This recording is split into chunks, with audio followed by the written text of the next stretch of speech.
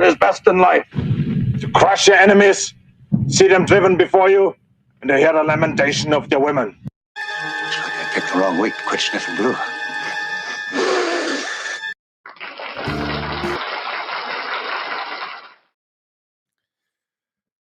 All right. What is it? Is it Sunday? Sunday night must be Radio Baloney Live on Sunday. I am your host, Richie Baloney. How's everybody doing? Looks like we got Lori out there, Spambot, Trudeau Survivor. How's everybody doing? Oh, Mickey as well. Good to see you as well, Mickey. All right. So what the hell are we doing? What are we even doing anymore? I guess we're going to look at the news. Who got as everybody knows, we're streaming live on Rumble, on YouTube, on X, and on Locals. And whoever gets the first like gets extra good karma. Everybody gets good karma every single time they like a stream. But when you get the first one, you get extra. What is it? What is it tonight? What is the multiplier tonight? I think that it's quadruple good karma. Quadruple. So who got quadruple? Mickey got quadruple over on Rumble there. That's 4 times good karma for you, my friend. 4 times. I think it's going to be sunny skies for you, even if they're not sunny. Lori got number 1 on Rumble too. What? Well, that can't be right. No, you got it. You're on YouTube. You must have got it on. Oh, wait a second. I don't know what the hell's going on anymore. Is that the same person? Well, that would be 8. I don't know. I know like triple, quadruple, quintuple. I don't know what octuple. You've got octuple good karma. That's pretty fancy. I got a feeling things going to go pretty good for you over the next 24 hours. Probably find some change in the couch or something. All right. Looks like Spambot got second. Well, that's triple good karma for you. Triple good karma. That's nothing to shake a stick at. Trudeau got number 3 on Rumble, number 1 on YouTube. Okay. So now we got to do math. So that's 4 on YouTube plus then 3 on Rumble. That's 7. Septuple, I think. Is that right? Septuple? There we go. That's a lot of good karma. A lot. Mickey says, yes, I am the same person. I get confused. Who is who on the different channels, and they have different names. I mean, my brain doesn't work that well. You guys might have noticed that. Spambot says quintuple would be 5 times. That's right. But what is 6 times? Sextuple? I don't know. How would I know that? I'm not a biologist. All right. So what else going on? Spambot says, I don't need karma. I need good sleep. Yeah, but karma can help you with that. Octuple is 8 times. That's right. We've established that. Let's see. Sextuple looks like a bad word, but it's 6 times, Spambot says. So that we've settled it. Thank you, Spambotter. Oh, my brain. Thank you, Spambot, for settling that. I've been wondering for a while. Sextuple, that's correct. Thank you very much.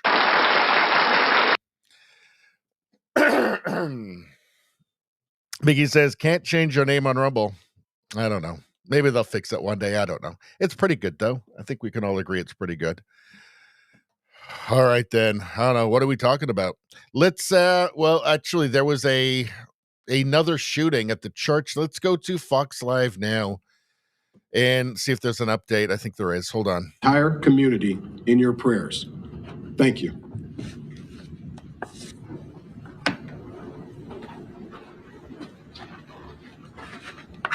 Thank you, sir. The Michigan State Police continues to respond to several locations throughout the community as we receive additional bomb threats at other locations.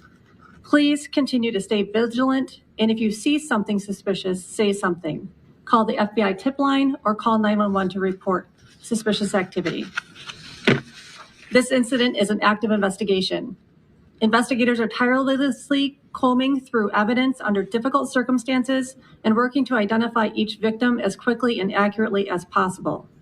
The Family Assistance Center will be open from 8 a.m. till 8 p.m. Monday and Tuesday at the Genesis Conference and Banquet Center at 805 Health Park Boulevard in Grand Blanc. If you are still looking for missing family members related to this incident, you may call 248-705-7352 for assistance. The FAC is available to everyone. So, yeah, it's really, things are going insane. And, I'm going to go out on a limb here and say not a Trump supporter shooting at a church and then lighting it on fire. Says here, close-up of the 40-year-old suspect's truck. Says Iraq. Is the shooter a veteran? Rammed his vehicle into the Church of Jesus Christ of Latter-day Saints in Grand Blanc, Michigan. Opened fire on worshipers, then set church on fire. Grand Blanc, Michigan church shooting suspect Thomas Jacob Sanford has stopped Trump signs around his house. So, yeah, it's not going to be a Trump supporter attacking a Mormon church. Hold on. Let's go here. So this is where they confirm the identification of the shooter. Let's take a look. At 10:25 a.m. I want to talk about our officer's response. That call came out at 10:25 a.m. and 32 seconds. We had officers on scene at 10:25 and 57 seconds. The suspect, again, we're in the preliminary stages right now, was neutralized at 10:33:44 in the parking lot of that church. That suspect is a 40-year-old male from the city of Burton, who we identified as Thomas Jacob Sanford. That's Thomas Jacob Sanford, Sanford. Currently where we're at, an update, I gave you 10 victims who were victims of gunshot. Since then, we have 2 victims who are now deceased. One additional one had died at a local hospital. And again, that suspect is deceased as well. 7.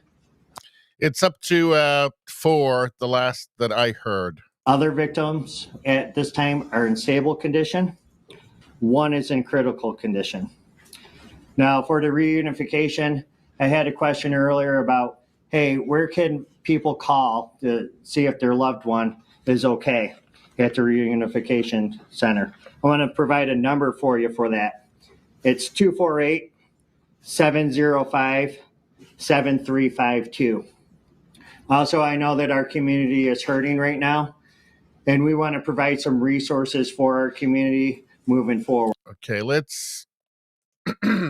Has anybody seen any confirmation on whether he was an Iraq war veteran? Grand Blanc church shooter, alleged suspect is Thomas Jake Sanford, an Iraq war veteran. So, yeah, I mean, it does appear to be so, right? So, face of a madman. Maybe let's go to this New York Post article. Because, all right, hold on a second.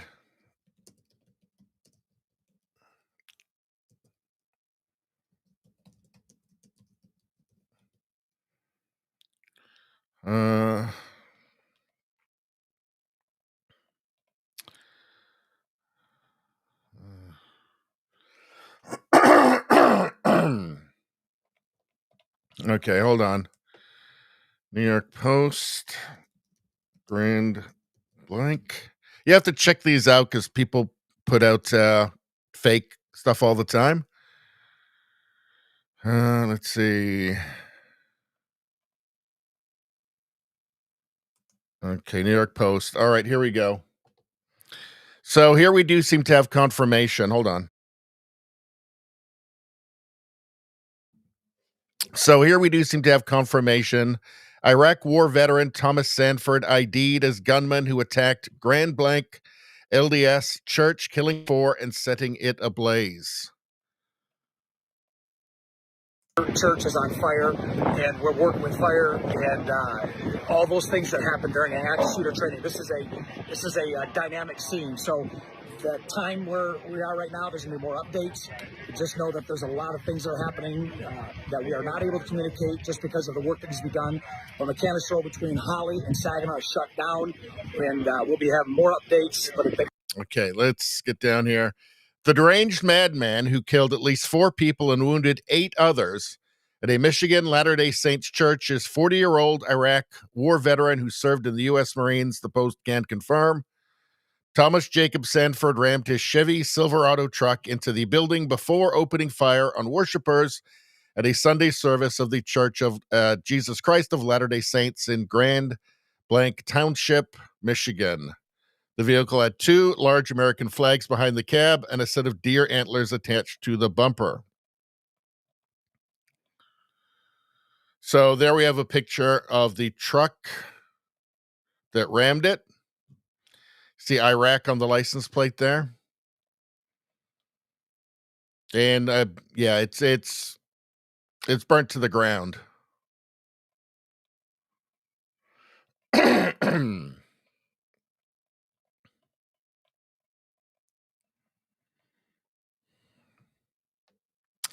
The source of the blaze was not immediately known, but yeah, he used an accelerant. We know that now. But sources told the Post that authorities found improvised explosive devices on church property, which a bomb squad was investigating. The bomb squad also searching Sanford's house. Cops said there were hundreds of worshipers inside the church when the attack began. Social media accounts believed to be connected to Sanford show he's a family man with a wife and son. So let's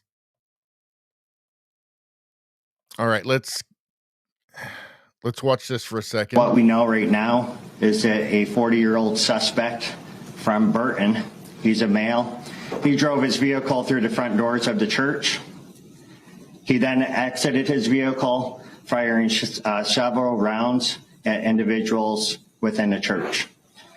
10 gunshot victims have been transported to local hospitals at this time, including one who has been deceased. Okay, let's go back here. I want to show you something in a minute. Just a minute, but let's take a look here again. Okay, well, let's go to this then. So, veteran. So, Iraq war veteran. We're seeing at his house these Stop Trump Vance signs here. You can see this inset down here on his fence there. So that seems to be Stop Trump. It would seem to be very, very unlikely this guy would be a Trump supporter for obvious reasons. So I want to bring you to this. Let's not forget about General Milley, the guy who said, I want to understand white rage. The guy who called China to tell them that, don't worry, if Trump gives me the wrong orders, I won't do anything. Let's listen to him. First of all, on the issue of critical race theory, et cetera, I'll obviously have to get much smarter on whatever the theory is. But I do think it's important, actually, for those of us in uniform to be open-minded and be widely read. And the United States Military Academy is a university. And it is important that we train and we understand. And I just want to remind everybody, this was during Trump's first term. Okay, so we know that wokeness, DEI, literally anti-American propaganda had been inside of the military itself, at least since Obama, because we know that the woke mind virus gets into everything, and once it gets in, it takes over, right? And it ceases to become about what its original function was, whatever institution, and it becomes about wokeness. So we know wokeness has been in the military, in the United States military, for a long time. In fact, all Western countries at this point, Canada, UK, everywhere, wokeness is there. But this was Trump's first term. Okay, so wokeness has been in the military for a long time. I know Hegseth is trying to strip it out. It's going to be a tough job because there have been agents of chaos trying to radicalize the military itself. And this is right out of the Bolshevik playbook, by the way. And I want to understand white rage, and I'm white, and I want to understand it. So what is it that caused thousands of people to assault this building and try to overturn the Constitution of the United States of America? What caused that? I want to find that out. I want to maintain an open mind here, and I do want to analyze. Well, it wasn't white rage, because that's woke bullshit. That's woke nonsense. He's woke. He is woke. Right? And let's not forget, again, he called China to tell Xi that he was on his side if Trump went rogue. So this is wokeness. What he is wokeness, right? So this is the stuff that radicalizes people. It's the same stuff that radicalizes the people that are out trying to firebomb federal courthouses. It's the same stuff that radicalized all those people in Antifa, all of those lunatics. It's the same stuff that radicalized those people burning cars and rioting in LA and in 2020. It's the same stuff. And here you're seeing it from the chairman of the Joint Chiefs of Staff. So the question has to be asked at this point, how many military members have been radicalized? Now, I'm speculating here about the guy who shot up and burnt down this church, who just killed 4 people. We don't know that much about him yet. We know that it appears he was not a fan of Trump, which, I mean, obviously he's not going to be. I mean, it looks like, I think we can speculate that this is a guy who's been radicalized. Right? This is not that far-right violence that they're always telling us about on the evening news. This is just a continuation of the violence that stems from political radicalization. And clearly, people have been radicalized in the military. Right? There was that one guy who set himself on fire for Palestine. There's been a conscious effort to radicalize the military and military members. Again, this is nothing new. Read about the Russian Revolution, right? This is right out of the Bolshevik playlist. This is right out of the Bolshevik playbook. So, I mean, I don't really know what else to say. I know this is in every single Western country, in the military of every single Western country. But it's very dangerous. I'll be interested to see what Pete Hegseth has to say on this as we find out about this guy, who it seems inevitably is going to have been a radicalized anti-Trumper.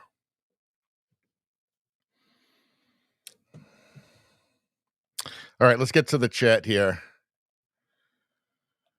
Let's see.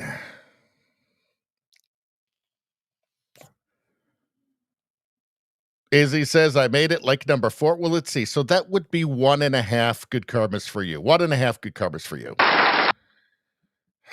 Let's see. Storytime says 200 plus churches in the last few years, though, and not a peep from the media. Well, in Canada, it's well over 100 churches that have been burned down, and government doesn't care. Nothing about that in their new hate laws. Nothing about that. Nothing about that in in their new hate stuff about places of worship and stuff. Obviously, it's not for Christians. It's not for churches. They're not concerned about that. The media doesn't care. I think at this point, we have to say that they tacitly approve. Storytime says, help, we are in a loop. Brian Watson, how you doing, Brian? Yeah, nobody's burning down mosques, right? And they shouldn't, right? Like, we're not for that, is the thing. We're not for arson and total societal breakdown and chaos. We're against that because we're not leftists, modern leftists.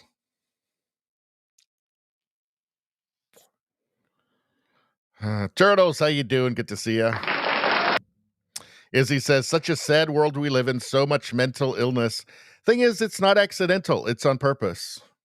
Like, again, Let's bring you back. This is the chairman of the Joint Chiefs of Staff. This was Eisenhower once, right? Just listen to this guy. I mean, this is grotesque. It is grotesque that this guy ever held this position. First of all, on the issue of critical race theory, et cetera, I'll obviously have to get much smarter on whatever the theory is. But I do think. Oh, I think we know. I think he knows what the theory is. I think he knows what it is very well because he's about to start telling us about it. I think it's important, actually, for those of us in uniform to be open-minded and be widely read. And the United States Military Academy is a university. And it is important that we train and we understand. And I want to understand white rage, and I'm white, and I want to understand it. So what is it that caused... Yeah, sure you don't know about critical race theory, Millie. Are you sure?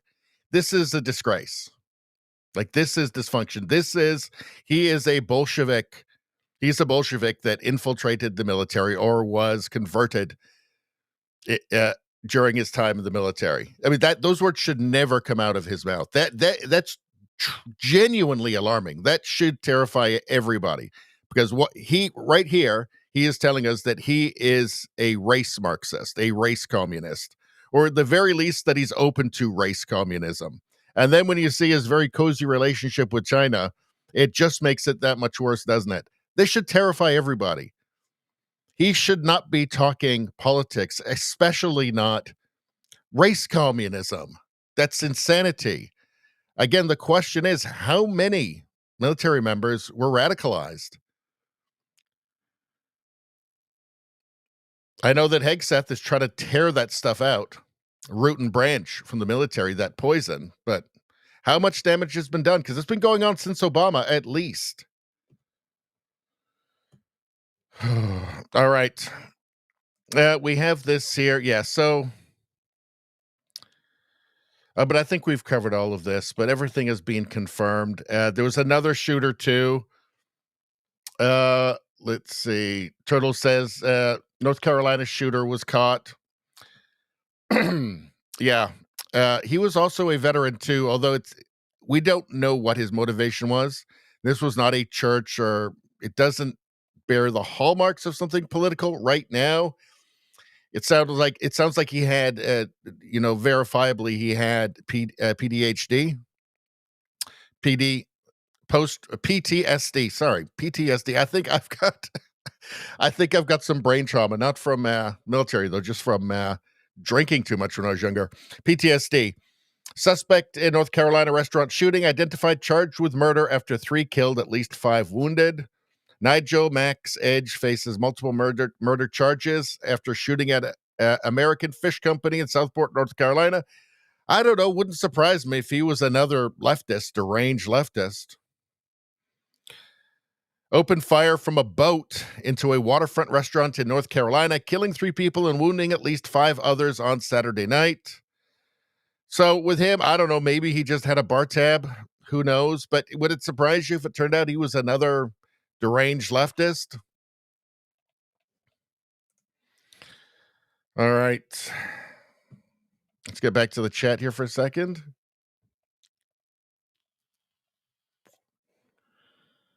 Spambot says it's a mad, mad world. And it's intentional. Trudeau Survivor says, I'm waiting for Candace Owens to find the connection between Sanford and Israel. She really, I mean, look, it is legitimate to criticize any government, of course, and there's legitimate criticisms of Israel, of course. But she really jumped into this whole, 6 degrees of Zionism or whatever, and spot the Jew. Like, she dove in head first with this stuff, and she just hasn't stopped. And it's almost like she's trying to wreck her career or something, because it's just become I used to really like Candace Owens, but the stuff that it just seems to be an obsession now with her.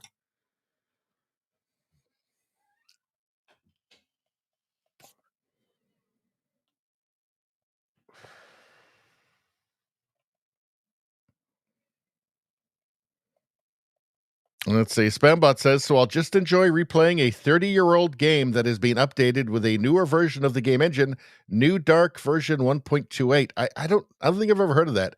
Thief of the Dark project, he says. Thief of the Dark. I don't know, but have fun. Radio Streamer, how you doing? Good to see you. Says he had fun today in a new way. Oh, that sounds, I'm not sure I want to know what you did. I'm not sure I want to know what this new way is. Let's see. I spent like a solid 45 minutes on the Newsmac live chat destroying trolls. Well, that's always good. Nothing wrong with that. Been a good, clean fun. Turtle says politicians are making commercials in Arabic. Are they? Getting their new voters.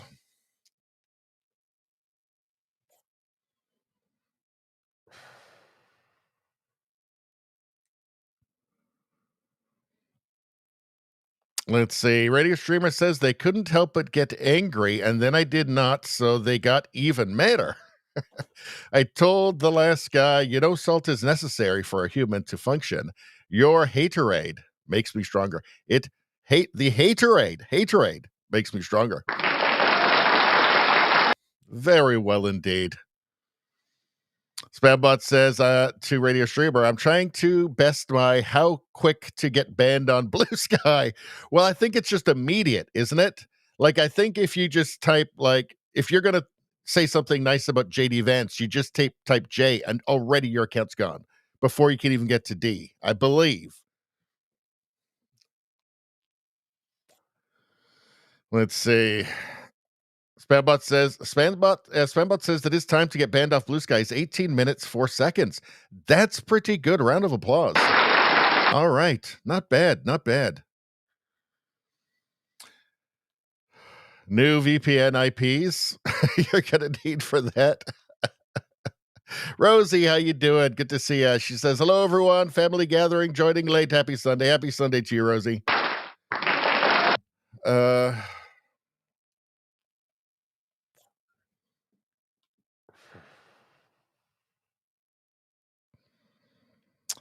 Rosie says, why am I like number 6 when there are like 20 viewers on Rumble? Like. That's great advice, everyone. Do what she says. Like the stream immediately. Everybody like the stream. Get your free good karma. In these troubled times, can you afford to turn your back on good karma? I wouldn't. Something terrible could happen.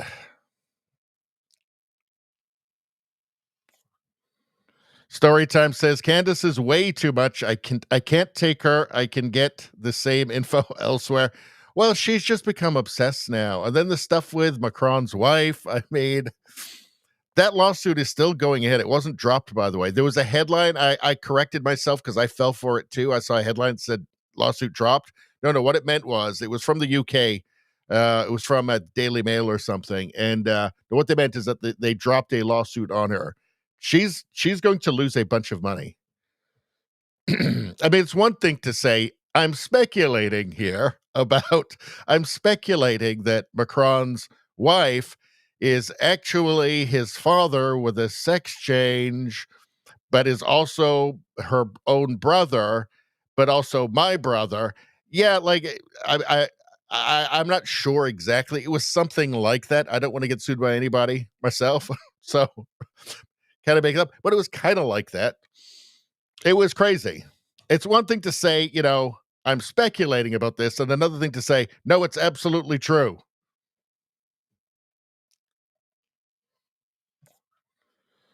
All right. Turtle says, Candace and the bees. What bees? What bees? I don't know what the bees are. Nevada got number 8 on the like. Number 8. Very well. Thank you, Nevada. Good to see you. That is 1.25 good karmas, by the way. So that extra 2.5, that 0.25, that could come in handy. You might need that. That might save your life. Let's see.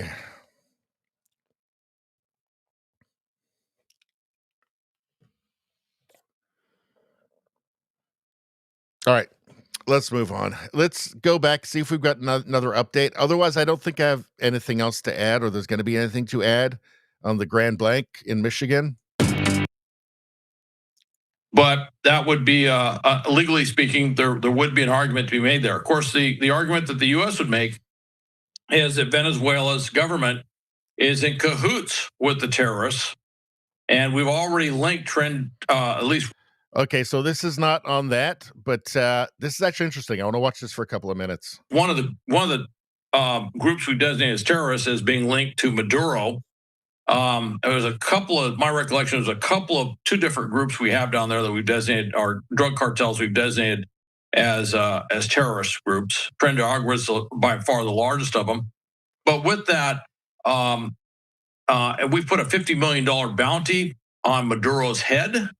There's actually a bill in Congress to put a $100 million bounty on his arrest. And so we've pretty much linked Maduro and the Maduro government to the drug cartels.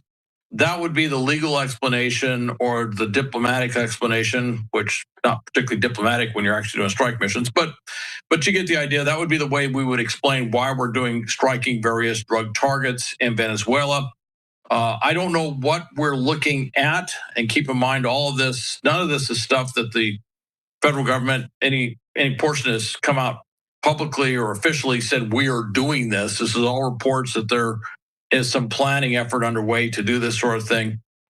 It's not completely unprecedented. We have done stuff like. So I don't know what the hell's going on there. I mean, maybe they're preparing to assist in a coup or something like that. I don't know.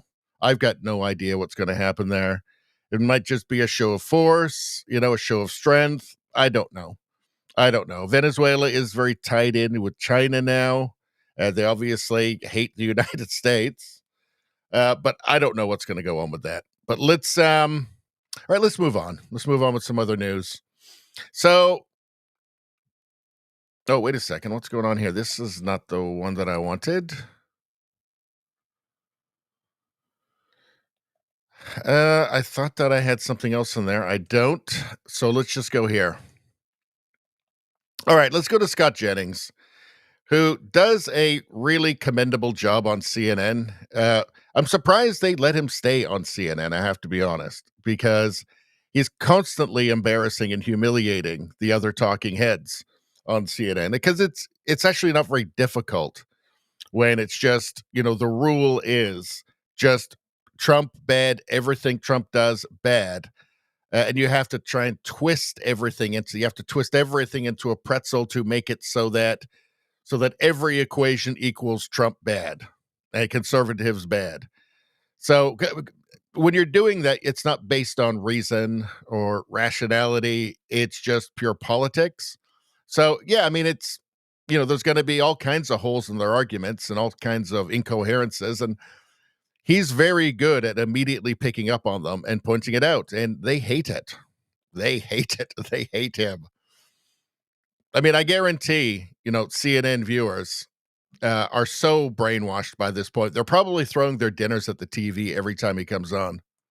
People voted for him in huge part to bring costs down. The more they watch him focus on personal retribution, yes, it motivates his base. Yes, it motivates the Democratic base. But for these voters in the middle who are looking for their cost of living to come down, for their lives to be better, they say, why are you not focused on what matters to me?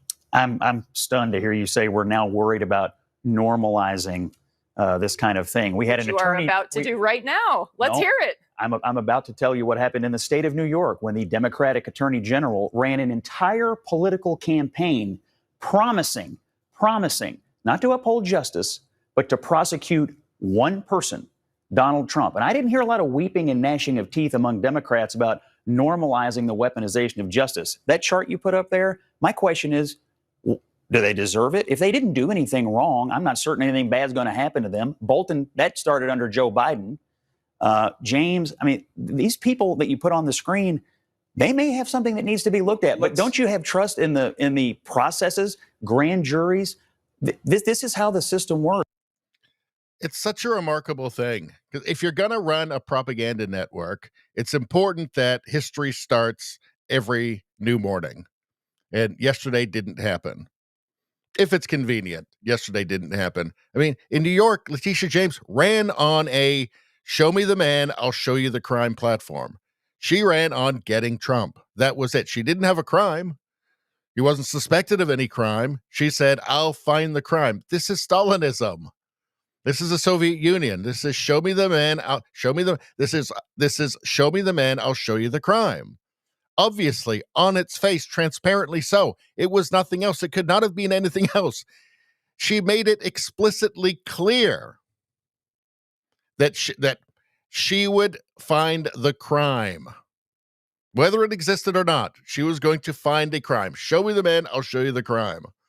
Shocking. And not to mention all of the ridiculous indictments against Trump where they had to change laws and then do weird things with turning misdemeanors into federal crime. Like, just insanity. All kinds of novel legal theories, things that had never been done before. Clearly, this was just an attempt to persecute a man, to destroy a politician, a former president, to destroy him so that he couldn't become president again, to bankrupt him, to throw him in prison. They prosecuted basically everybody who'd ever met the man. Yet all forgotten. The world just started today, according to CNN. Just started today. They must know it. They must know what they're doing. They do it anyway. I guess CNN pays well. All right. So here is Stephen Miller, who absolutely never holds back. He's very effective. And I think he's just angry all the time. Let's watch. It truly is one of the most heinous things that has ever happened in the history of our country, what James Comey did to our democracy. I can't think of anybody in modern history who has done more to sabotage and attack our constitutional republic than James Comey, beginning with the Russia hoax in 2016, as you said, the dirty dossier.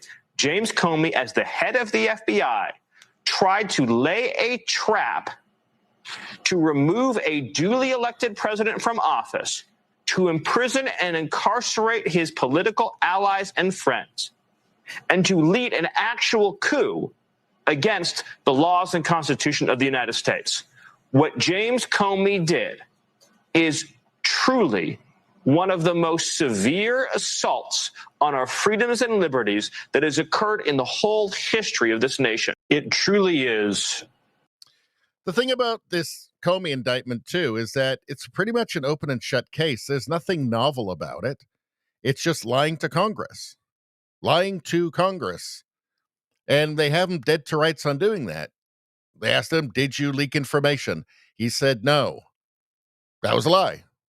And they've got the receipts to back it up. There's nothing novel about this. He actually committed a crime that other people in the Trump administration were prosecuted for. So it's open and shut. This particular case appears to be open and shut. Now, I guess it depends where the jury is. If it's in Washington, D.C., I don't know, probably he'll be fine because they'll just refuse. The jury would just refuse there. It's 95% a Democrat there. But there's nothing novel or even particularly interesting from a legal perspective on this. This is just normal. This is just what happens or what should happen. Here, I want to show you hold on a second. Where is it? From Will Chamberlain. We went through 4 years of BS indictments after BS indictment. A number of my friends were indicted on obviously frivolous charges as the MSNBC legal hyenas cheered them on. Now Comey is indicted on the most straightforward crime imaginable, lying under oath to Congress, and they are calling it the greatest abuse in the history of the Department of Justice. But they are doing so without even analyzing the crime, which has the simplest elements imaginable. Did Comey lie under oath about whether or not he leaked sensitive information to the press? He said he didn't. Cached declassified intelligence that says he very much did. Bingo, bango, boom. That's just the reality. So, but of course, CNN, MSNBC, New York Times, Washington Post, they're going to act like it's this, like Trump is this dictator. But no, this is what is actually supposed to happen when you do what James Comey did. Now, the fact that it was tied in with essentially an attempted coup against a president, that's actually just put that aside. Just put that aside. He broke a very straightforward law. You're under oath. You're not supposed to lie to Congress. He did. That's it. Just remove it from everything else. Just that. Done. Of course, you can't really remove it from everything else, right? And the history books won't. But it is a straightforward crime. General Flynn says that James Comey has been indicted, General Flynn says now that James Comey has been indicted, FBI whistleblowers are flooding in with even worse crimes he's committed. Now, Flynn himself was thrown in prison by the Biden administration, correct? Flynn says Comey should hurry up and flip to get a lighter sentence because he says Comey knows who all he conspired with, because he says Comey knows who he conspired with. FBI whistleblowers are flooding in with even worse crimes he's committed. So we should flip and try and get a lighter sentence. This is what he's saying. Let's take a look. We got whistleblowers coming out of the woodwork, and we're funneling it into the right governmental offices to do the right things. And let me tell you, these people are busted. And so for Jim Comey, that's what I said earlier. Jim, if you get this message, start thinking about what you're gonna give up, because you're gonna give up some of your freedom because you're gonna go to jail. You must go to jail because of what you did. But maybe they'll cut you a little bit of a deal, and they'll put you in a softer prison for a shorter period of time because you're able to to give up some evidence on some of these other people who are even more deeper than you involved in this. Because Jim, you know exactly who I'm talking about. Yeah, Nevada says that Flynn went through legal hell and lost everything to lawyer fees. Yeah, it's amazing. CNN, what could be more predictable than for them to pretend that history started today and just forgot everything they'd reported on in previous years and in fact cheered on like hyenas, laughing and cackling like hyenas. All right, so let's move on.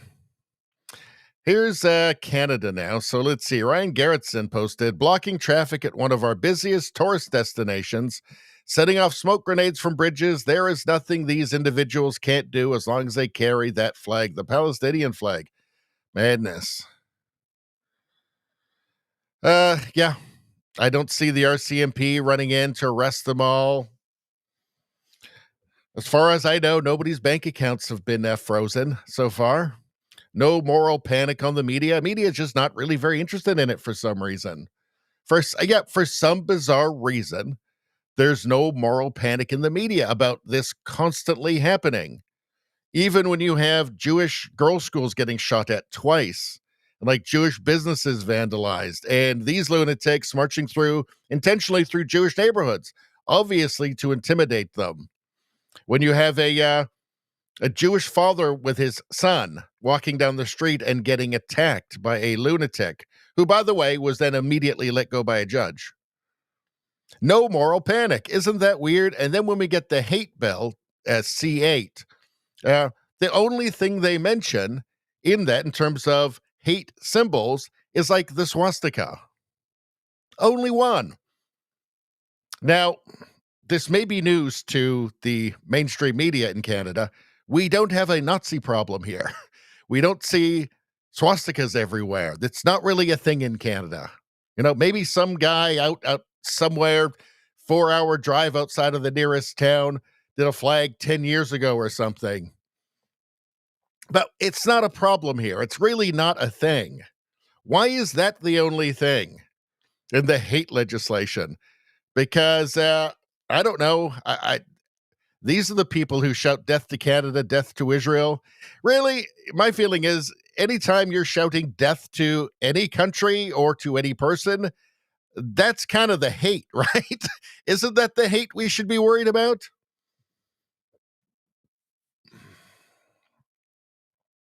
I don't know. This is Niagara Falls. Niagara Falls. I think it used to be nice there. I think it used to be nice there before it became Gaza. Just Canada. It's just a joke. I mean, what's so grotesque about it is just the blind eye from the media, just the tacit approval of all of this, just totally political. And then you see this dystopian legislation coming out, completely aimed in the wrong direction. I think that the Bill C-8 just should be thrown in the dumpster anyway. I don't think it should be used on anybody. But of course, if it is going to exist, it's going to be political and partisan and arbitrarily applied, not to these guys. All right, let's watch this. So we didn't have time on Friday. So here is from Vincent Neilho, who is a MP for the Conservative Party, Richmond Hill South. And we've got Gad Saad here, and he's exposing how liberal-driven DEI policies have replaced merit with ideology, which a functioning country, a country can't function when it's on DEI. DEI is brain rotting, right? And soul crushing. Let's watch. You mentioned that DEI is an affront of individual dignity. So I was just wondering if you could elaborate on that a little bit more, and whether you agree that DEI is a form of government-sponsored top-down ideology.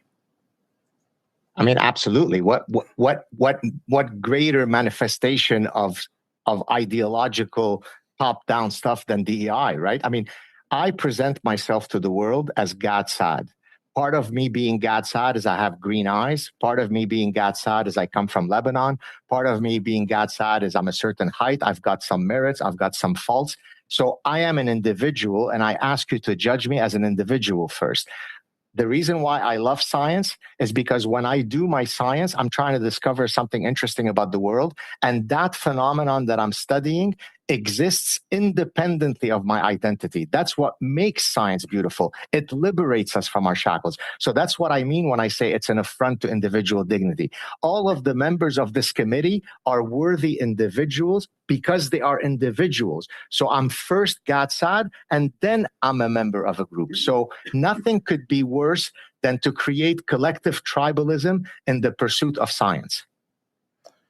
Well, thank you. And we've seen. It's important to say that none of this will get through to any of them. Any of the 95% of people, which would be Liberal Party voters, 95% of them are totally inured to this stuff. They have woke armor a mile thick to keep this stuff from penetrating them, from curing, from working as an antidote to the woke mind virus, the idea pathogen that has taken over their brain and robbed them of agency and free will.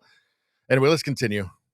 DEI essentially replaced meritocracy and this liberal top-down ideology in federal research, and which is, by the way, funded by taxpayers. So it's essentially a government-sponsored ideology that's being implemented onto our public institutions. So, do you think that this has an effect of censoring academic freedoms and has the effect of being reverse discriminatory on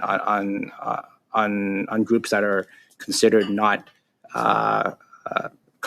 adhering to DEI? It has a huge effect on censorship. The most dangerous censorship is self-censorship. So I receive thousands of emails that always say the exact same thing. Dear Professor Saad, there's a bunch of compliments, and at the end it's, if you decide to read this this email on your show. Please don't mention my name. And the person who writes it is a postdoc, is a doctoral student, is a professor, all of whom are happy that I have the courage to say what I say. They would love to say it, but they know that if they do, they will lose their position in the lab, they will lose their position for funding, and so on and so forth. This is not Yemen. This is not North Korea. This is not communist China. This is happening in Canada and the United States. Wow. This is grotesque. Yeah, I mean, let's go back to basics. DEI is supposed to be something, purportedly supposed to create a fair, inclusive, and environment that's supposed to address historical marginalizations, but it sounds like it's creating the opposite effect. It's unfair, it's exclusionary, and it's actually marginalizing those who have differing viewpoints, which again goes against the purpose of academic research, is the pursuit of knowledge creation. Well, it's poison, right? To actual progress. Why does China's got, well over 1 billion people. Why does China have to steal all of its technology from the West? Why does it have to do that? Because it has a culture where it's deeply ingrained. You don't stick your head up. So that means if you're a researcher, you don't want to come up with something new, because that would be sticking your head up. And what happens in a totalitarian society? Well, you know what happens when you stick your head up. Your head gets chopped off, right? So it's poison to actual progress, scientific progress for sure. Aside from just it's deeply, deeply anti-human. But anyway, let's continue. Would you agree that this is affecting Canadians' trust in public institutions? We've seen the lack of public trust by Canadians in public institutions at an all-time low, and it's no coincidence that it's after 10 years of liberal top-down ideology being implemented on public institutions. So do you think it hurts our reputation globally? Of course it does, right? I mean, one of the reasons why I've been able to build I'm thankful to have built such a large platform is because the message that I share with the wider audience is one that resonates with people, right? So when I exist in the rarefied ivory tower, then I'm viewed as a pariah, right? Because I don't say the things that I'm supposed to say. But the larger audience, the trucker, the corrections officer, the police officer, they're all writing to me and saying, oh my God, I wish my son or daughter had you as a professor. Look, being a professor is a privilege. It's a place where you can be a free thinker. The reality, though, it's an Orwellian, Kafkaesque world where everybody is afraid to utter one syllable out of place, lest they might be fired or somebody might find out that they don't love Justin Trudeau or that they love Donald Trump. This is not what we want in our academics. We want them to be free thinkers. And this liberal government is doubling down, it sounds like. It's actually making it even worse. So what has DI actually achieved? What do you think? Has it destroyed more than it's actually built? I mean, 1,000%, right? I could show you tons of emails where someone wrote to me saying, I was thinking of going to academia, but I know that I am... Sorry for interrupting. Time is up for Mr. Hu. Of course, they cut him off. Of course. No more time for you, Mr. Sad. You're making too much sense. So, yeah, I mean, we all know DI just causes dysfunction. What Gad Sad has described there is dysfunction within academia. So the mind virus, the idea pathogen, has found purchase in every institution, but I think academia is especially fertile ground for it because there's so many young people there who are still malleable. Their minds are still malleable. Their worldview is still malleable. And they don't know anything, right? And it appears they're not really learning much other than to just do what they're told. Now it appears they're not really learning anything. They're just learning how to become revolutionaries. That's it. Yeah, they're just learning to repeat things that they've heard professors say. And if they don't repeat those things, keep repeating them, they're bad people. And they'll be judged as bad people. That seems to be what they're learning. And that's the whole point of critical pedagogy, which has overwhelmed the academia in the entire Western world. And the goal of critical pedagogy is to create revolutionaries. It's not to educate. It's not to create critical thinkers, right? There's nothing critical in critical race theory or any of that. It's literally to create revolutionaries. That's it. So as a result, what we're seeing is total dysfunction. So the academy is not functioning as it's supposed to. It has been taken over by an idea pathogen, and now the purpose of these institutions, the purpose of these institutions now is to spread the mind virus, and that's what it's doing. That is clearly its main purpose now. I mean, this stuff is even like in math now, for God's sakes. It's insane. To get on every grant application now in Canada, you have to have your DEI statement, which is the most important part. If you can't justify whatever your research is, whether it's into optical lasers, whatever, fusion technology, the most important part of your grant application is the DEI statement. So how it's going to benefit leftist ideology. And that is true. And you can look at, I made a video on it. Subscribe to the channel. You can watch my video on it. It's insane. It's in every nook and cranny of Canada. It is going to take a very long time to get rid of it. It will have to be pulled out root and branch. If Canada's going to survive, if Canada's going to survive as a livable country, a place anybody would want to be, and you can just repeat that for the entire Western world. All right, let's go to the chat. First, I want to actually, hold on one second. Hold on. There's a thing I have to do now every stream because I started a new YouTube channel. And let me just pull this up. And I have to beg you guys. Where? Now it's not even showing up anymore. Wow. Okay. So this is what I have to deal with, right? So there's a new channel, Radio Baloney News, and I've been bringing it up, but the icon isn't even showing up now for some reason. Isn't that weird? This is the channel you're watching right now, Radio Baloney. Does it come up anywhere? Nope. So now it doesn't even bring up the channel icon anymore. So isn't that fantastic? I guess if I go here, you can see here, featured channels. Radio Baloney News. It's only a few weeks old. I just started it up. I need you to go and subscribe. Everybody on YouTube, go and subscribe to this. Rumble, don't worry. Everything's still going to the same channel on Rumble. But if you're on YouTube, I can't believe now you can't even find the icon there. You could before. I guess I said too many. I guess I've been describing reality too well on this channel. So now they're obviously hiding it. Fantastic. But you can go to the homepage on the channel you're watching right now. This is going to be for live streams and for Canadian news from now on. Everything else, U.S. news, world news, meme reviews, all the mind virus stuff is going to be on Radio Baloney News.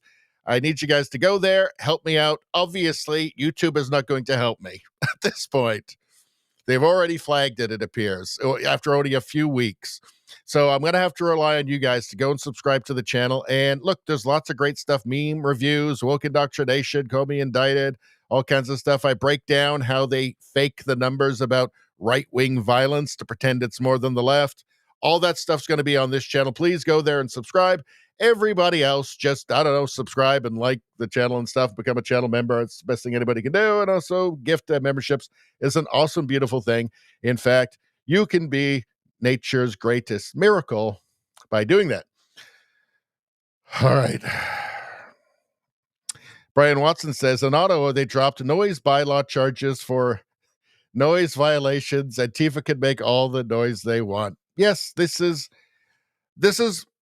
the start of a narco tyranny, right? So just totally arbitrary application of the law, just based on politics, right? This is a start. It's dysfunctional. It creates resentment, anger, and they don't care. They do not care. Should we actually do? No, wouldn't this be fun? I bet it would be so fun if we did an ad read right now. Let's do it.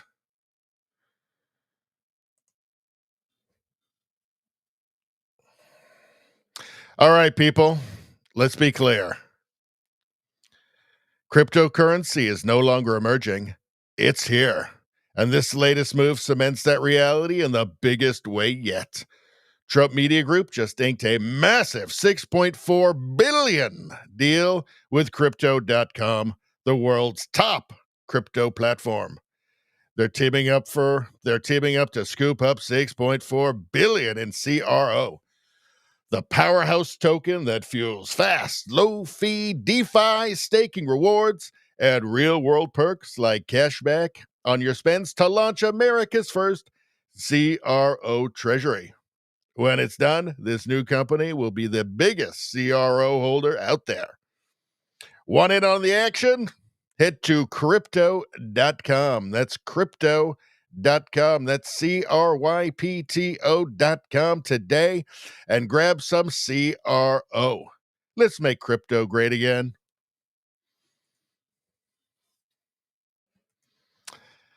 There we go. I think that's the second time I've read that ad now, and I think I did pretty good. Beautiful ad. Beautiful, perfectly written ad. It's a perfect ad. Let's see. All right, so what's going on in the chat here?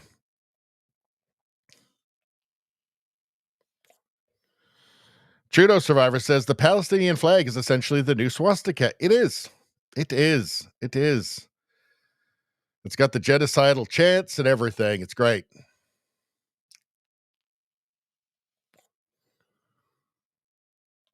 All right, I'm going to skip down a bit.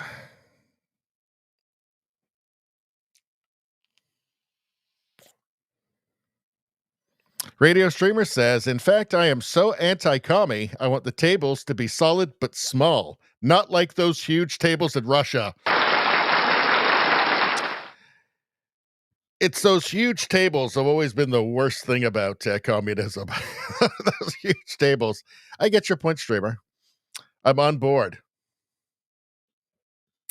Izzy says, it must be the white rage that Gad said suffers from. Yeah. The thing is that they will tell you, they would probably say that, right? Because their ideology is so mixed up and confused that I've talked about it a million times. LA Times ran a headline, Larry Elder, the black face of white supremacy, when he was running against Gavin Newsom in the recall. Right? Like, it's so mashed up and incoherent that they don't care. So they'll just print a headline like that. Larry Elder, the black face of white supremacy. Insane. There is no bottom to that abyss, by the way. They'll just keep going and it will never bother them. Radio Shimmer says more commie hate. Well, I couldn't put any commie hate in that ad because they told me strictly to not do that. Well, to stick to the script. That's what they said. So I got to do I got to follow the instructions. If I want to get my $1.38. Nevada said, can't have too much comedy. Well, you can't really. You really can't. And they deserve it, don't they? They sure do.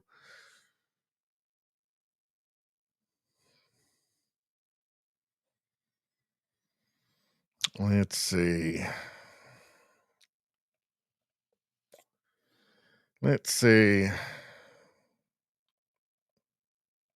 All right, I'm going to skip down a bit more.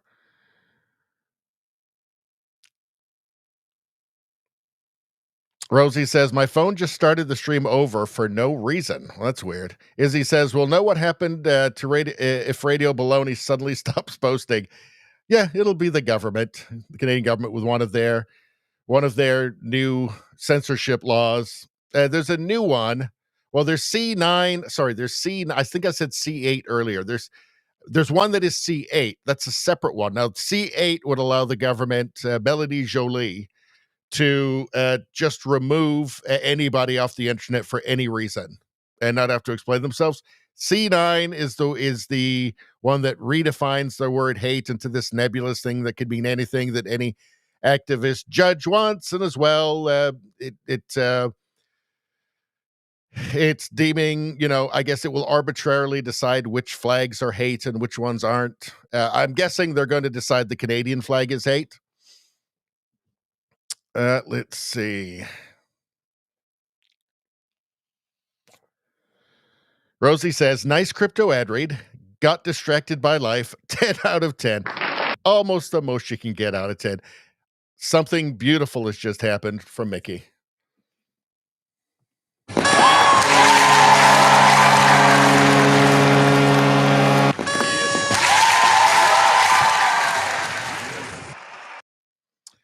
Mickey has just done probably the best thing anybody could ever do for this channel, probably just in general in life. Mickey has was gifted a membership by Turtles. It's Turtles. Turtles. Sorry, Turtles. Where's Turtles? Turtles, here we go.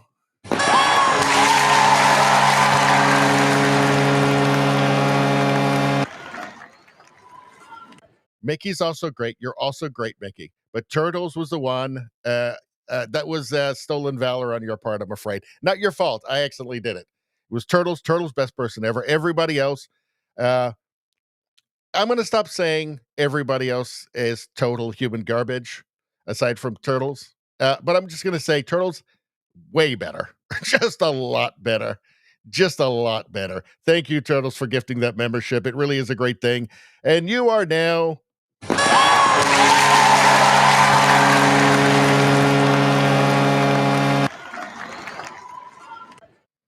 And is it too much to say nature's greatest miracle? Turtles is nature's greatest miracle? I don't think so. I think that's fair. Turtle says freedom of speech, 100%. Let's see. All right. Izzy says, not getting a digital tracking ID tattooed to your butthole will be the grounds for a ban from internet access. Yeah, well, we're going to get to that. We are going to get to that. All right, we already covered all of this. We did get sad there. Was there anything else in Woke Canada that we wanted to see? What's going on here? This one I might do on Tuesday. All right, we'll do that one on Tuesday. What do we got here? Funniest thing I've heard all day. Now, that's the president we voted for. So let's watch this. This is the guy from Fox. What's his name again? Tyrus? I haven't watched Fox in so long. I've seen a couple of Gutfeld clips, but I can't remember his name now. What's his name? Tell me in the chat. What's his name? Is it Tyrus? Somebody tell me in the chat. Hold on. I'm going to look it up. Let's see. Tyrus. That's it. Yes, Tyrus. Okay, I thought I was losing my mind there. All right. So here we go. Let's listen to this. Let's all take a little break here. 99% of the shit that the bullshit propaganda media said about the president is bullshit. But the one thing they got right was that 3 a.m. tweet shit. He texted me at 2:30 in the morning. I'm in bed asleep with my wife. My phone, ding, ding, ding. I'm like, oh, I woke up and I was like, hey, yo, Tyrus, it's the president. I just filled California up with water. Governor's pissed. Look at these pictures. Post them tomorrow. LOL.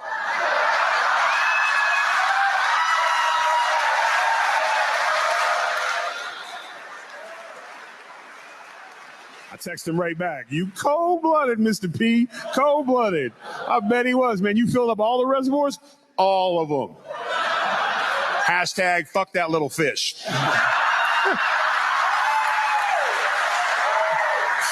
Not making this shit up. I'm not. And I'm sitting there, like, I'm texting with the president.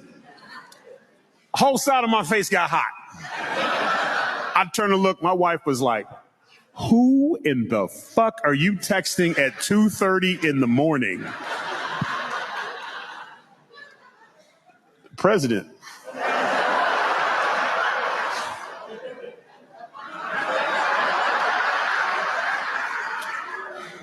Tell the bitch she can have you.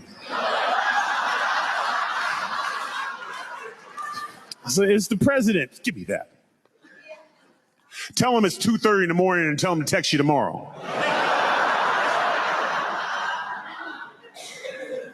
What? Would you like me to do it? No.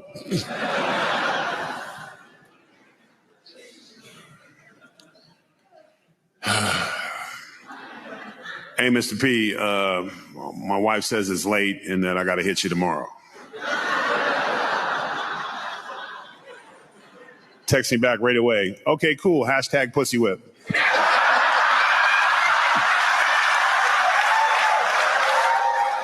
That's our president.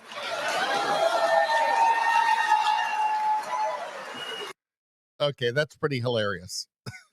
That is pretty hilarious. Hashtag pussy whipped. Oh. Rosie liked the tell the bitch she could have you part. That was pretty good too. All right. Third world country? No, this is Portland, Oregon. This is people vote for this and they continuously vote for this. This is the shocking reality of the city's pedestrian underpasses. But this has been going on for years. They keep voting for it. That's what they don't have to have it. They could vote that away. But they don't. They want it. They actually prefer this than to be unfashionable. Is what it comes down to, because not voting for this would be very unfashionable, right? I mean, if they voted a Republican, the Republicans would ruin this place, right? They would ruin it, all this natural beauty. People vote for this. This is what I mean, this is a lot of Canada right now, by the way. What worries me is that Canada has turned into San Francisco or Portland, where it just, people just, they'd rather have this. They'd rather have this than do something that just feels icky to them. They felt icky. Rosemary Barton's teleprompter said that the conservatives are mean, just like the people here in Portland. The CNN teleprompter told me that Republicans are mean and they're fascists or something, even though I don't know what that word means. And I'm scared to go out by myself or even with other people. But teleprompter said,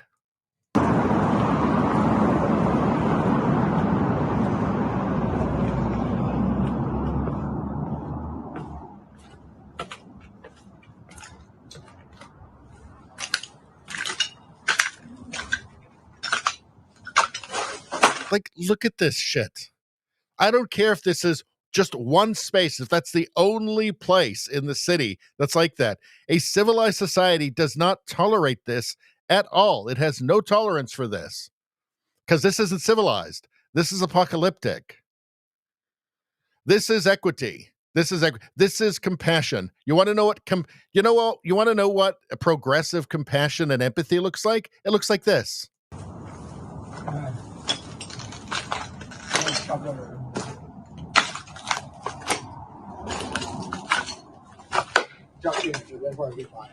See this guy here? Look at how much progressive empathy and compassion he's enjoying there. Just enjoying it. He's just awash. This guy, he's just awash in all that progressive empathy and compassion. All that equity. It's just insane, right? How could anybody not see it? How could anybody look at this and see anything other than total and utter failure? The failure of civilization. It's total and utter chaos and dysfunction. How could anybody not see that? How could anybody see this and think, oh, well, I guess we just didn't go left wing enough? Lunacy. All right.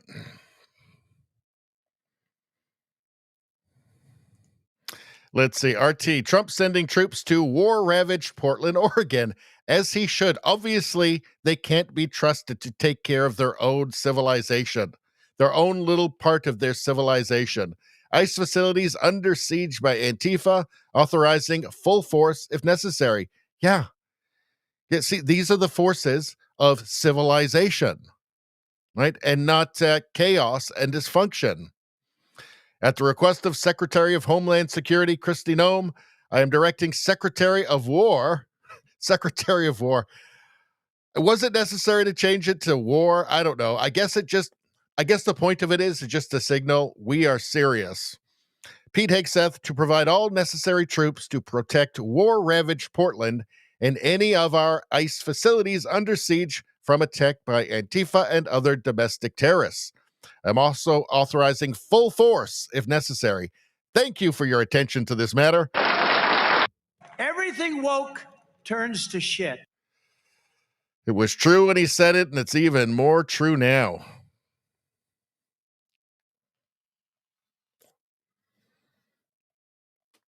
Let's watch this. So this is part of the Russia collusion hoax. This is all stuff that's going to be used in court to prosecute these people, right? Let's watch this quickly. John Solomon. A short while ago, Just the News obtained this email. This is a very important email. It comes from the former CIA director, Mike Morrell. Yes, the guy that organized that letter from the 51 intelligence professionals who tried to fake you into thinking that the Hunter Biden laptop was Russian disinformation when it wasn't. It is between him and John Brennan, one of the signatories. You know who John Brennan is? He was Obama's CIA director, right? He's the guy that told Obama, hey, Hillary Clinton is doing a dirty trick on Donald Trump called Russia collusion. Yeah, the 51 intelligence experts around the Hunter Biden laptop, that wasn't they just were all pals and decided to get together. No, this was part of a coordinated disinformation campaign, which included plenty of leaking, which Comey's in trouble for now. Well, this is just before the presidential debate between Donald Trump and Joe Biden. Hunter Biden's laptop is flinging out there. This is what Mike Morrell, former CIA director, tells his successor, John Brennan, hey, sign this letter because I'm, quote, trying to give the campaign, particularly during the debate on Thursday, a talking point to push back on Trump on this issue. A man with a security clearance, a man with the title of CIA director, knew that he wasn't creating an intelligence product, a Merrick civic duty with 51 people. He was trying to create a political moment. Damning evidence. We'll try to find out if Congress has this letter, but this is a very important piece. It is the ultimate proof that what went out on that letter was a political dirty trick coordinated with the Biden campaign. So incredibly dirty. So incredibly dirty. Let's see. Clandestine posted this. Trump's plan is genius. POTUS technically does not need to invoke the Insurrection Act to send U.S. military to defend federal property. It's considered a federal function, not local policing. So Trump can move troops to ICE facilities, have forces in place preemptively. Then, if he chooses to invoke the Insurrection Act, troops will already be in position on standby. The Insurrection Act would be needed if U.S. military were to be engaged in riot control, general law enforcement, or quelling rebellion, not on federal property. Trump is putting himself in position so that if he does choose to invoke the Insurrection Act, he already has troops in place at areas of need and can flip the switch at any moment from defense to offense. My guess is that the decision is already made. Trump is getting his ducks in a row before he strikes, which is generally his modus operandi. Battles are won before they begin. It really is now. Trump is in like civilization defense mode now, because it really has come down to that with everything that we've seen. It really does come down to civilization surviving or not, Western civilization surviving or not, right? So what's the first thing he does when he gets in? He shuts down the border. He didn't need a bipartisan bill. He didn't need any new legislation. He just enforced the existing laws. First thing, borders. Without a border, you don't have a country. First thing. He's in full on just defending civilization, American civilization at this point, but against the forces of chaos and dysfunction. I mean, the literal barbarians, right?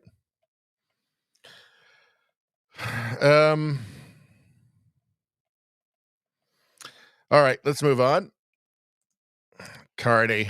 So this is Jason Jacques. He is the interim parliamentary budget officer.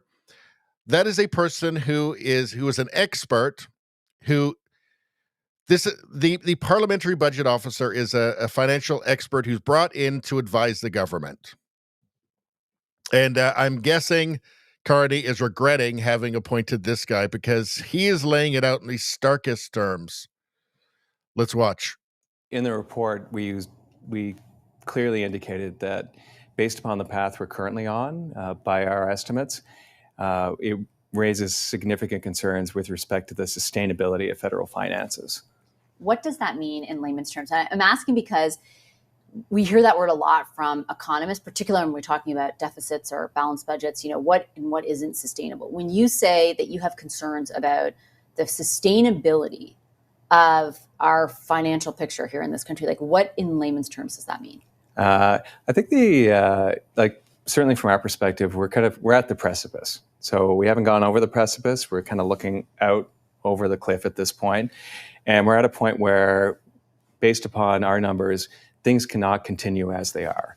And I think everybody knows that, right? So what we've done is we've taken what everybody's feeling in terms of the anxiety across the country at this point, positive economic growth that doesn't necessarily feel very good.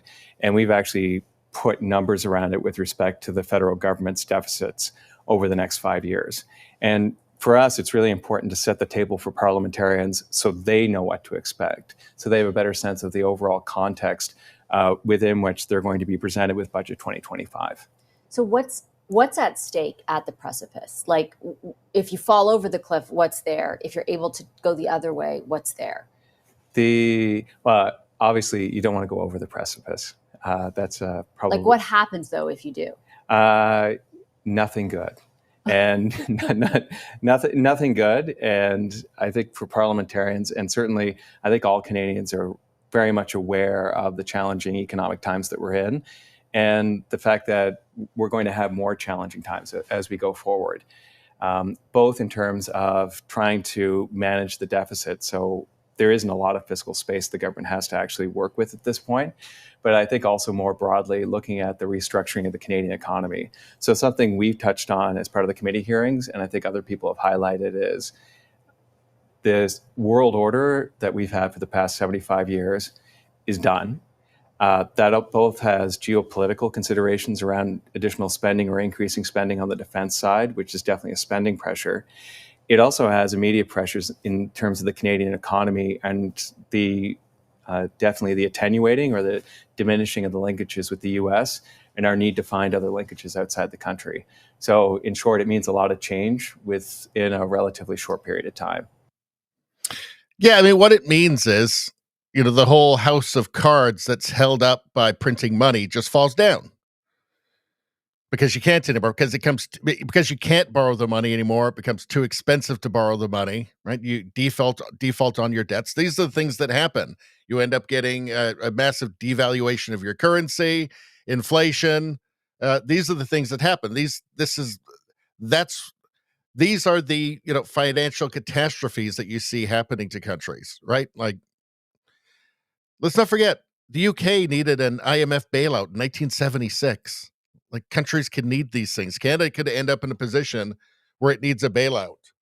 And at that point, I'm afraid the lefties are just out of luck because you're getting austerity no matter what at that point.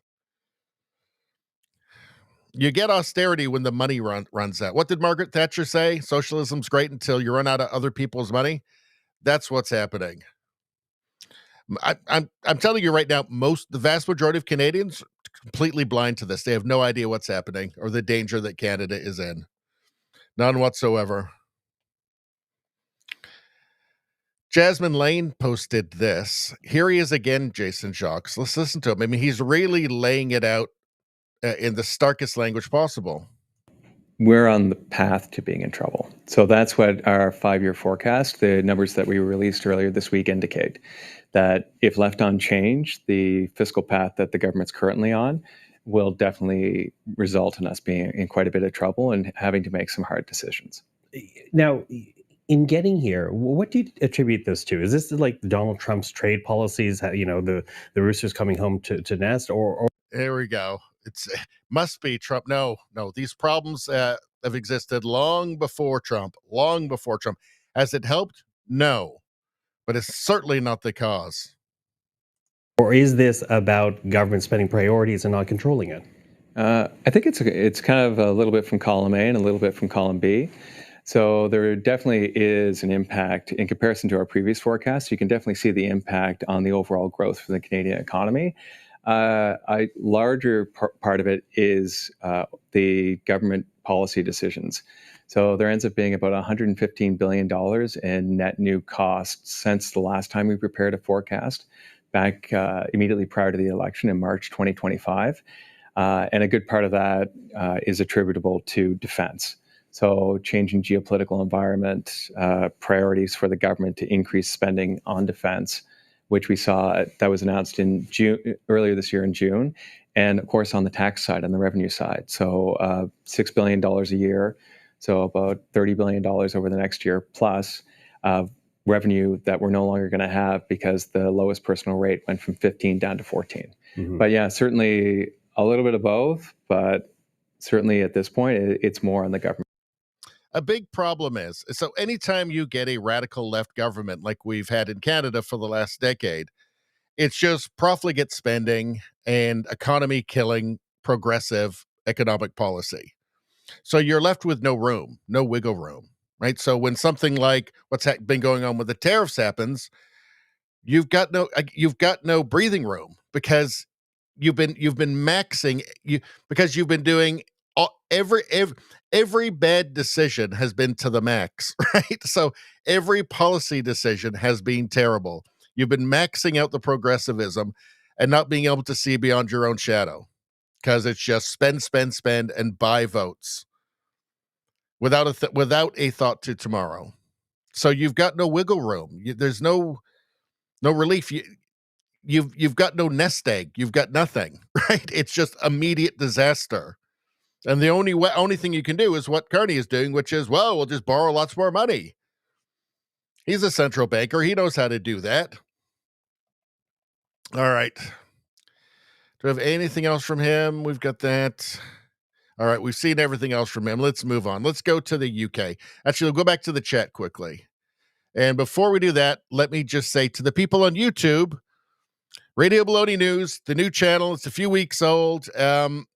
If you go to the homepage of the channel you're watching right now, this is the channel that's going to have the live streams and the Canadian news on it from now on, but everything else is going to be on Radio Baloney News. If you go to this homepage, the featured channel is the new channel. YouTube is not even showing the icon for this. If you type in Radio Baloney News, you won't even see this now. You could see it before, but apparently now, for some reason, now they're not showing it. I don't know why. Yeah, they're not going to help me grow this channel. So I need you. I'm begging you, go and subscribe to this. Get all the great meme reviews and woke indoctrination stuff, all the stuff that you're not going to get on the original channel anymore. I thank you for that. Everybody else, wherever you are, just subscribe and like the stream and get your free good karma, and everybody will be happy. All right. Nevada says, why doesn't he just say hyperinflation? Yeah, he's actually not laying it out in the starkest terms possible. He has used, in front of the finance committee, he used words like stupefying and unsustainable. So I would say there he was.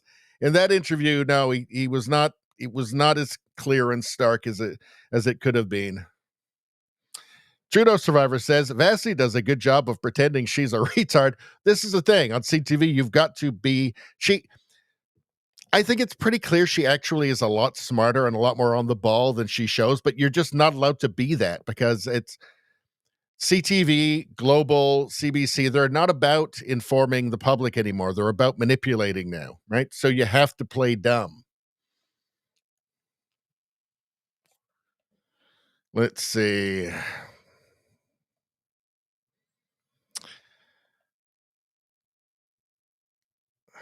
Turtle says, this just in, NFL will have a gay halftime show. What, the Super Bowl? Is the Super Bowl doing a special gay halftime show? Oh my God, that's hilarious. Nevada says, F the NFL. Turtle says, yep. I stopped watching NFL years ago. As soon as they started doing the kneeling thing and everything became political, I was like, oh, I'm out. I've wasted too much time on this garbage anyway. Turtle says, I haven't watched in years. Yeah, there's a lot of people.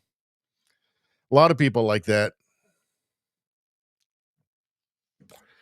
Turtle says, ADL has Turning Point USA, a hate to the extremist group. Well, I showed you guys that in my video where I explained how they fake the crime numbers, the hate incident numbers, or the political violence incident numbers on their ADL heat map. Everybody go and watch that, but you've got to go. Well, you can watch it on Rumble, but if you're on YouTube, you've got to go to Radio Baloney News, the new one. This is the icon here. That one. It's not on the original channel, the one you're watching now anymore. All right. All that stuff is going to be on Radio Baloney News now. You got to subscribe to that.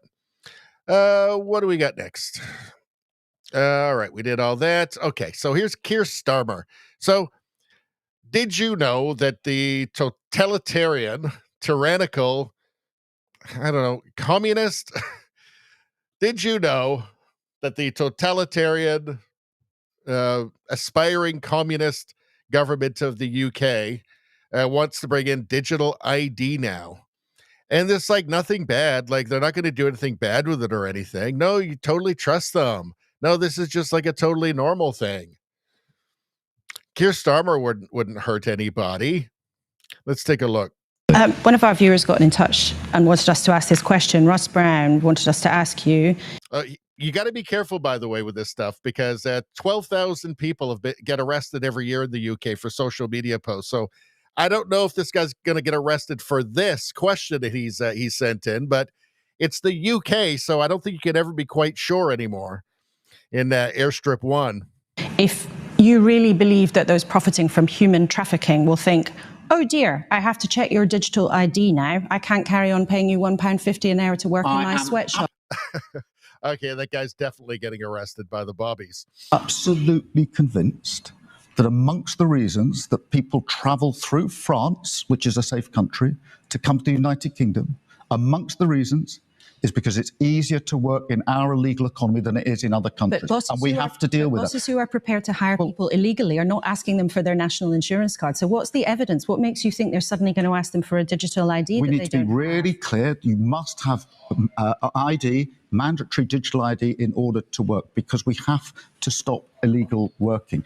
If you look at any of the raids, we've massively increased the number of raids on. You know what I think is that I think what's unspoken here is that so he wants to keep them from working, but he's not going to deport them. So what's going to happen with them? Well, they're going to go on benefits. He's going to put them in houses. Obviously, that's what they're already doing. So I think it's pretty clear. He's obviously not going to deport them. He wants them in the UK. Working premises. It is absolutely clear that people are working illegally in numbers. But why do you think that them having acceptable. a digital ID, having to have a digital ID, would stop that problem, when right now people are meant to have a national insurance number and card, and if they're not asked for that, a boss is willing already to break the rules? What's the difference going to be? Well, the difference is this is on point of starting, not a retrospective exercise as it now is. It is an automatic collection of the information by the government, so we know exactly who is working in our economy, and it will help us enforce the rules that are there. But there's no point people saying to me, why do we need it? When we all acknowledge there is a problem. People are working illegally in our economy. It is amongst the reasons that people want to come to the United Kingdom. Who believes this from him? No, the reason is because it will give the government total control over everybody's life, what they can do, whether they can travel. This digital ID is going to centralize everything. And by the way, that information will end up getting stolen, right? It will. Somebody will hack it. But it will give them total control over people's lives, everything that they do. Of course, there's going to be a social media score for people. Of course, that will be connected to their digital ID. It's going to be just like China. That's the model. That is the model that people like Mark Carney and Justin Trudeau and Keir Starmer and Macron, that is the kind of power. That's the model that they drool over. The Chinese model. That is what they admire. That is what they aspire to. That's what this is about. It's about control. And again, he's not going to deport those people so they can't work. So he's going to put them on benefits. And he'll say, see, problem solved. It's awful. It's awful. They need an election there badly. I mean, Nigel Farage is certainly not going to be perfect, but it'll be better than this. All right. Hold on one second. All right. Good Lord. Oh my goodness. Something marvelous, something wonderful has happened, people. Rosie?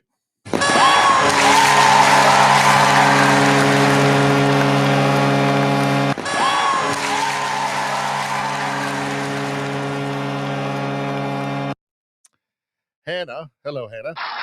Hannah has been gifted a membership to Radio Baloney by Rosie. I think we can all say that she's an earth angel at this point, Rosie, right? Probably nature's greatest miracle. I think so. I think she's proven it right here by gifting a membership. Thank you, Rosie. It's the best thing anybody can do for my channel, by the way. Thank you so much. And one more time.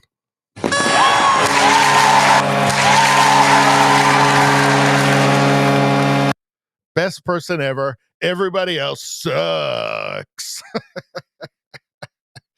All right. There are the honors. Best person ever. What a beautiful thing. And all for less than the cost of a brand new Tesla Cybertruck. I mean, come on. Let's see. Nevada says, next you will need it for banking. It's going to be for everything. It's going to be for everything. Let's see. It's a means. It's going to be a means of control, obviously. Looks like Spambot's fading. Well, Spambot, we've said it many times, hardest working man in the chat. Man needs more sleep. I just appreciate showing up here at all, Spambot, to be honest. Let's see. All right. We did that. We did this. We did Keir Starmer. All right. So there's Keir. And, all right. So here's Nigel Farage talking to Laura Ingraham. I guess she's got him here. So EU president pushes global digital ID. EU president pushes global digital ID. Of course, the EU is just becoming totally dystopian at this point. I mean, they just ban political parties they don't like if they're too representative of the will of the people. It's not a slippery slope. Like they're there now. Like they're there. The EU is there. It is this tyrannical union at this point, totally disconnected and unconcerned with the well-being of Europeans. European Commission President Ursula von der Leyen, perhaps the most prominent advocate of that dreaded COVID passport, was out there advocating that we all have to have digital IDs because the future will be digital. You shouldn't have privacy, apparently. Yeah, that's what she believes. She claims that the IDs can be a real booster to emerging economies. The trick is to build public digital infrastructure, she said, that is interoperable, open to all, and trusted. Joining me now to explain just how dangerous this is, Nigel Farage, former Brexit Party leader. Nigel, this is about global government control and a way to what? Redistribute the wealth away from the so-called wealthy nations to everybody else? Well, it's about control, isn't it? I mean, this is the most glaring example we've ever seen from a prominent world leader. Von der Leyen is the president of the European Commission, 450 million people living within that union. Oh, and by the way, she's unelected, she's appointed, and here she is brazenly saying we need a digital ID card or app on our phones. Now, bear in mind, France and Germany are trialing this already.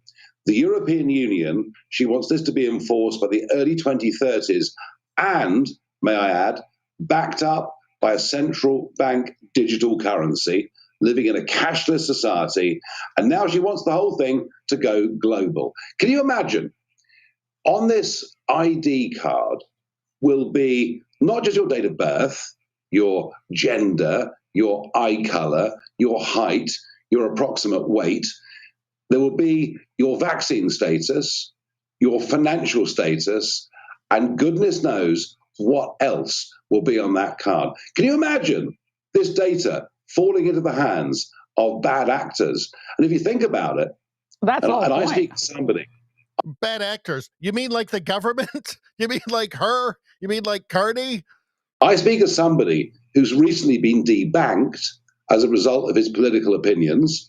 And this is happening in America too, as you well know, to lots of people. If we're not careful, we head towards a Chinese-style social credit system where unless you go along with the views of the day, you become a non-person. I cannot think of a more dangerous initiative than this. The problem we've got is we have to ask a question whether our leaders actually believe in our nation, because they're prepared to surrender sovereignty to the World Health Organization, the United Nations, the EU, and goodness knows what comes after that. And the truth of it is, the world will be a better, more prosperous, peaceful place if democratic nation states cooperate and trade together, not give away their powers to unelected bureaucrats. And that was the Brexit message all those years ago.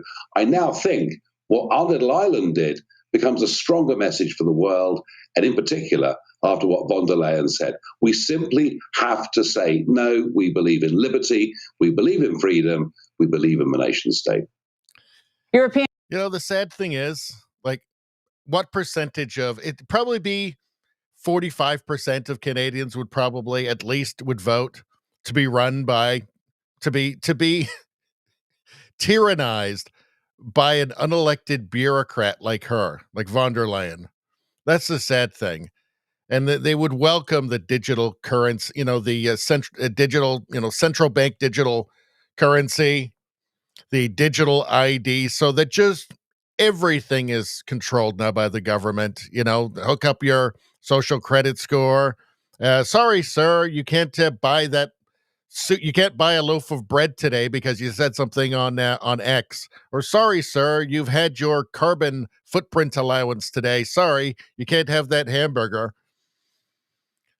It's all just total and complete lunacy. And there's just so many zombies that would willingly sign up for it. Just say, I don't want any control over my own life. I'll just trust this person who I've never voted for, right? This unelected bureaucrat. Like I think the last poll I saw was about 45% of Canadians would like to join the EU so that this woman could run their life. Of course, they don't know that. They don't know anything about the EU. They've never heard of her. They know nothing, right? But it's just, you know, when the media talks about that, talks about the polls, it all sounds kind of nice. It's kind of innocuous and like, oh, well, I guess you could, you know, travel through that Schengen zone, right? And that'd be nice, right? It would be nice. It'd be wonderful to go and see all the kebab shops in Paris. It's beautiful this time of year. Oh, and then when you're done with that, you can go see all of the kebab shops in Berlin too. All those traditional German kebab shops. All right.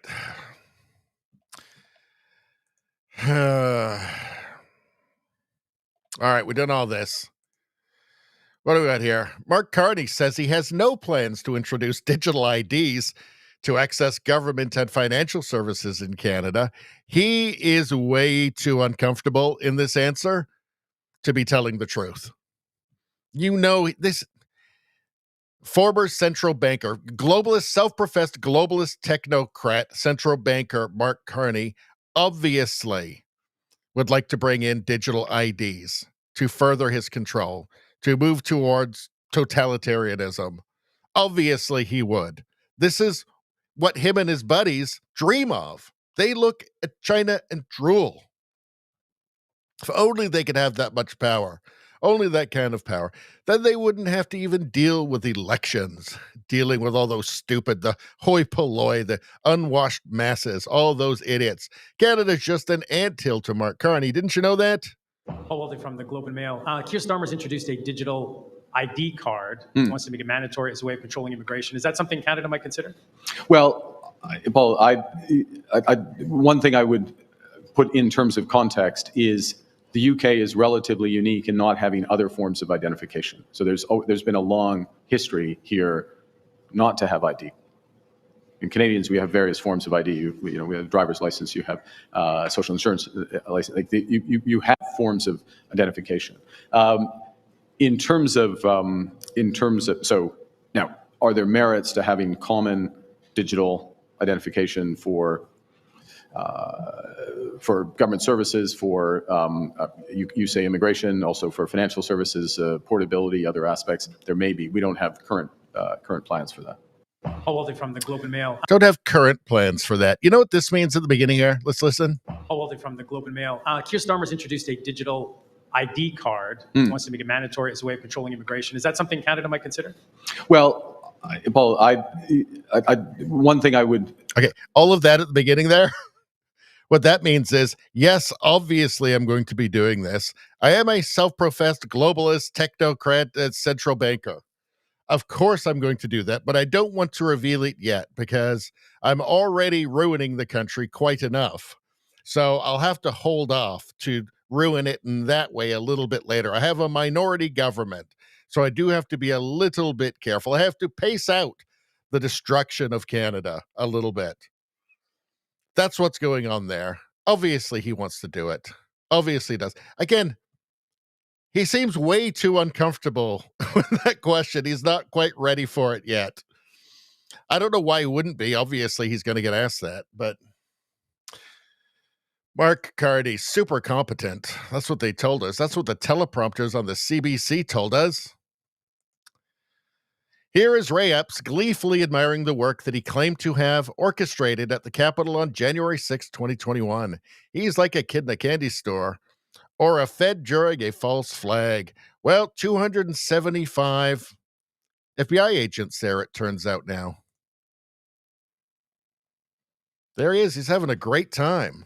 Great time. He's loving it.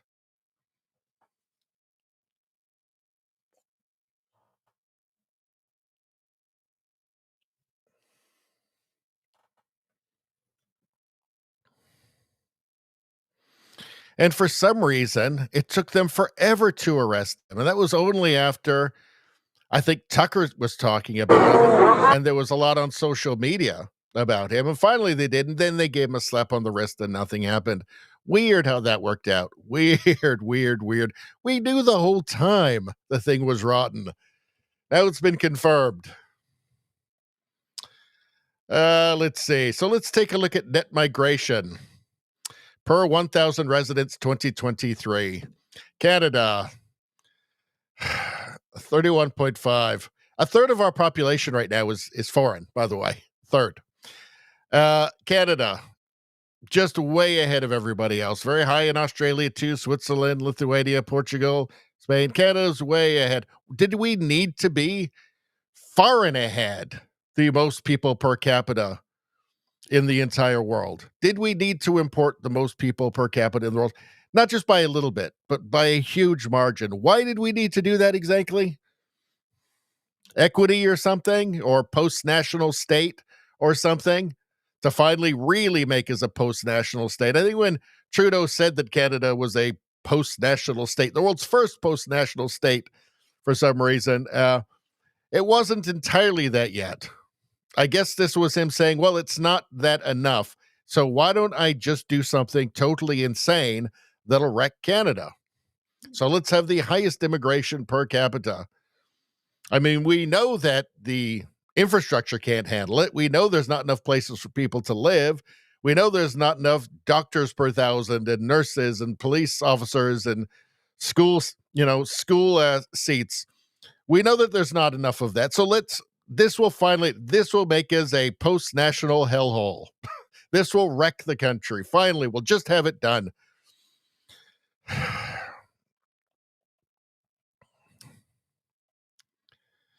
All right, let's move on. Elon Musk here. Breaking, Elon Musk has made a bold statement urging the arrest of politicians implicated in a large-scale money laundering operation involving taxpayer funds funneled through NGOs. So it's a big scam, right? The NGOs are given government money and then they funnel it back to the politicians who gave them the money. And the whole thing is very dirty. It also goes to like funding Antifa. And that's at, national, municipal level, state levels as well. Fake NGOs. I think there needs to be a number of arrests in that regard as well, because these are fake charities where mostly Democrats. Well, I don't want to be clear. There's sometimes a little bit of Republican in there because they sometimes throw the Republicans a bone to say, "Hey, be quiet about this." So that's where you start getting the uniparty thing going on. But it is overwhelmingly to Democrats, and they give give billions of dollars to NGOs run by Democrats that then go through a whole network of additional NGOs. It's a giant money laundering scheme. Really, at this point, I think the word NGO and money laundering are almost synonymous. NGO and money laundering almost synonymous. Yeah, it's got to be gotten to the bottom. I mean, these are all civilization killing things, right? Forcing people to fund their own destruction. Let's see. All right, let's just move on. I gotta wrap this up pretty soon. We're almost 2 hours in, and I gotta wrap it up soon. I'm gonna try and this is really good. All right, this is really good. So here is Danielle Smith, and I think she is by far the best premier in Canada. She's the premier of Alberta. She is very no nonsense. She's very sane. She's very calm. But she accurately describes reality. She can be relied upon to accurately describe reality in a calm and rational way, which is, of course, hated by leftist politicians, leftists in general, the mainstream media. They hate reality, right? And she is very good at describing it. Let's take a look. You saw what just happened in Manitoba. A man released on bail on conditions that they didn't go see his family, and he went and murdered his sister and stabbed 7 other people. That is happening all over this country, and I can tell you every single premier has been asking for over a year for us to fix the wrong turn that the Trudeau government made. So if you want to remember what happened, it was Bill C-75, and what and I'm sure that the justice will correct me if I'm describing this wrong, but what the direction was that a judge couldn't just look at the crime on the face of it to determine whether that person should be released. They had to look at the foundational factors about why they became a criminal. And so they're essentially, if you had a bad childhood, if you were abused, if you were suffering from intergenerational trauma, and so on and so forth, that became one of the conditions for releasing somebody. But in releasing them, they go back to the very community that they came from and are victimizing those same community members. And so what we have been asking for is that we have to go back to the same kind of rules of court that we used to have. If they are violent, if they are dangerous, if they are repeat criminals, or some combination of all of those, you have to be able to keep them behind bars so that they don't go out and continue to reoffend. We've seen the stats that show it's actually, yeah, it's true. It's a small number of criminals who, as you described, are just going out and reoffending. It's so demoralizing to our police force that before they finish the paperwork booking a guy, that he's back out on the streets again. And that's equity. That is equity. Right? Not equality, equity. So where everybody is reduced to being a part of some faceless identity blob. And they don't care about the results, but what happens. They don't care about people going back to their communities where they shouldn't be and hurting more people, right? They don't care about that because they're not individuals. They are part of an identity blob, a faceless identity blob. And I've said this a million times on this channel. I'll keep saying it. Progressives are not trying to fit their ideology into the world. They're trying to fit the world into their ideology, and they are breaking the world in the process. And furthermore, they don't care.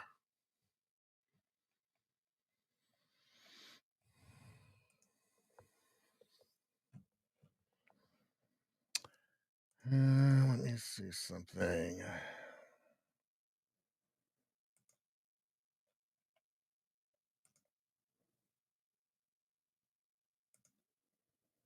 All right.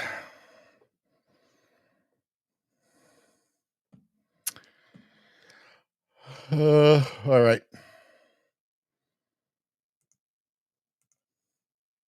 Hold on 1 second, people. There we go.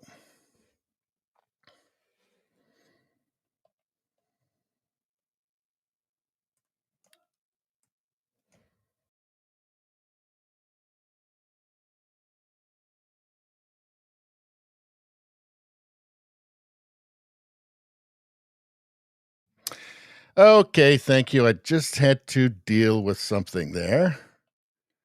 And I think that we're good. Okay. All right. Anyway, as I said, we're going to be wrapping this up pretty quick, but we'll take a look at a couple more things. What else have we got? Okay. All right, here we go. Here's Danielle Smith again. Again, I think that she is excellent. And I think she's the best premier in Canada. So let's take a look here. Glenda M posted this. Just listen to how the state media doesn't even try to hide their disdain for a conservative politician. Yeah, and they don't, right? They don't. They particularly hate her because she is calm and she's very rational and she's very well spoken. And they really don't like that. Let's take a look. How do you keep spreading misinformation about puberty blockers? You're not telling the truth. You're saying that they sterilize children. That's not what puberty blockers do. Well, I encourage you to look up what puberty is. Puberty is the process a child goes through to become sexually mature so they can have babies. Puberty blockers, by very definition, stops that process. Someone cannot have children if they don't become sexually mature. And so we are allowing for a process where kids, when they're old enough to understand the implications of the decisions that they're making, they'll be able to make that choice. And that is about age 16, so that it doesn't interfere with their ability to have kids. So that's the approach that we're taking. But it's reversible. It doesn't permanently stop them from having children. You're conflating puberty blockers with hormone therapy. If a puberty blocker, if you stay on it, it by definition blocks puberty. And if you're blocking puberty, you're not able to have children. So we're going to protect a kid's right to be able to make adult choices when they're adults. And we're prepared to defend that in court. And that's going to be all the time we have for questions today. Just remarkable. Just remarkable. Listen to this reporter. Okay. You see how calm and rational and quite reasonable Danielle Smith is as she's explaining this to, who is this state media? It must be a CBC reporter. But listen to the tone of the CBC reporter. This is not professional. How do you keep spreading misinformation about puberty blockers? You're not telling the truth. You're saying that they sterilize children. That's not what puberty blockers do. So the irony here is that the irony here is that this reporter is spreading misinformation. Obviously, they do sterilize children, right? And when she says the reversible at the end there, they're not. Whatever puberty you lose is gone. If you're on them for 2 years, you lose those 2 years of puberty. Obviously, right? These drugs were originally used for precocious puberty, where children would go through puberty too early. So they would put them on them and then take them off at the appropriate age where they're supposed to be going through puberty, right? So that it actually shortens the puberty to a normal range so they develop normally. The reporter is spreading misinformation. How can this reporter have a job? How can they be hired after this? Why wasn't this journalist fired? Why wasn't this reporter fired? Well, we know why. The job is to spread misinformation. That's the whole purpose of them having the job. But again, just look at how calm and rational Danielle Smith remains in the face of this lunacy. Well, I encourage you to look up what puberty is. Puberty is the process a child... I encourage you to look up what puberty is.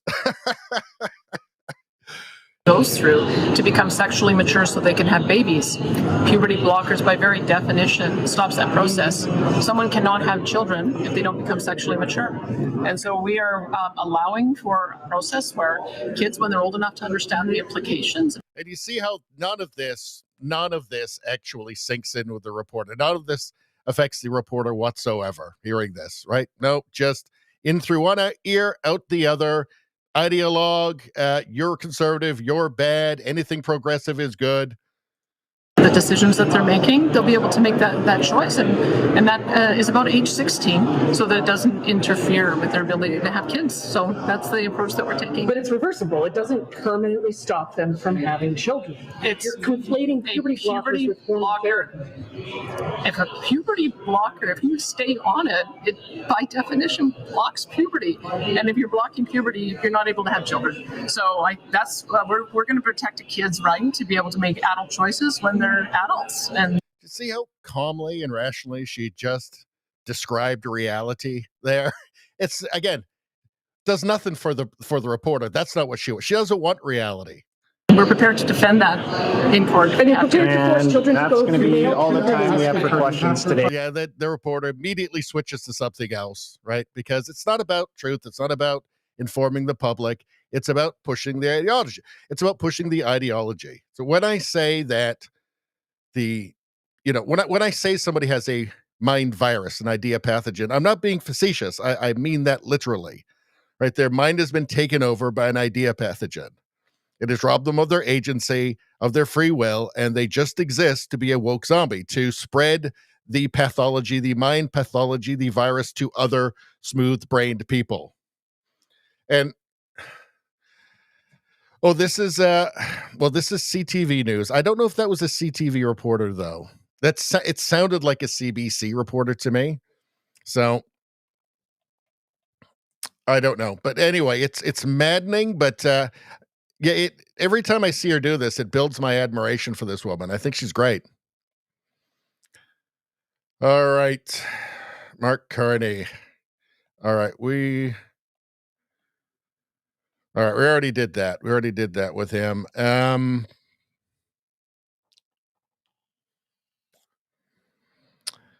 So this is interesting, isn't it? So from Bruce McGonigal, he posted this. He said, CPC MP Michael Cooper demands Mark Carney reveal the full extent of his financial interests with the Communist Party of China. Well, that's not going to happen for obvious reasons. Probably because of all of the financial interests with China. That would be my guess.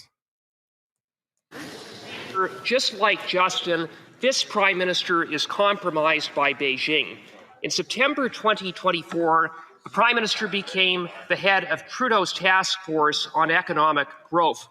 2 weeks later, the prime minister's company Brookfield secured a $250 million loan from a Beijing state-controlled bank, indebting himself to a hostile regime. Since then, the prime minister has refused to come clean and disclose the full extent of his financial interests, including the extent to which he is indebted to Beijing. Is it any wonder, therefore, that the prime minister has repeatedly lavished absurd praise on Beijing, was silent this week when Taiwan was excluded from the ICAO assembly, and has been silent on Beijing's atrocious human rights record? It's time for the prime minister to come clean, disclose the full extent of his financial interests, including the extent to which... The honourable member... Yeah, that's not going to happen. It's not going to happen. There's not going to be any pressure put on him by the media. Of course not. They like him. He pays them.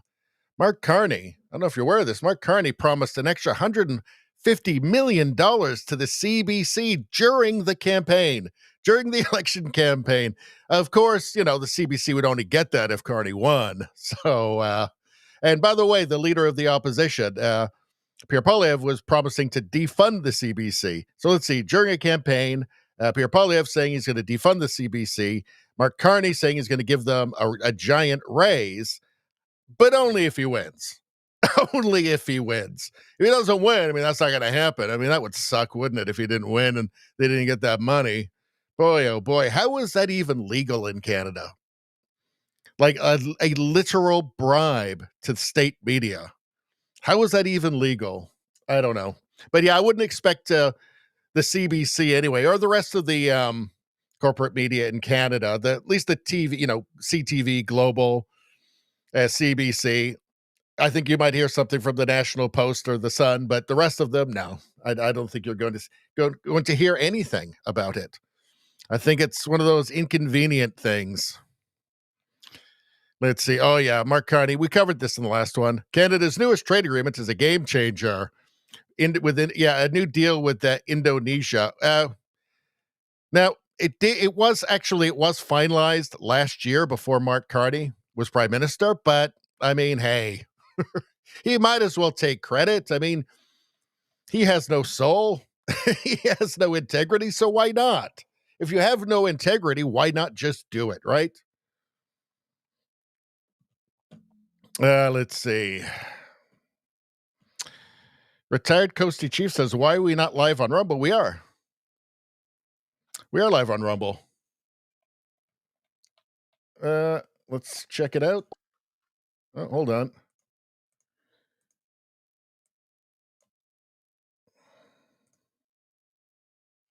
Yeah, we are live on Rumble. I just played it.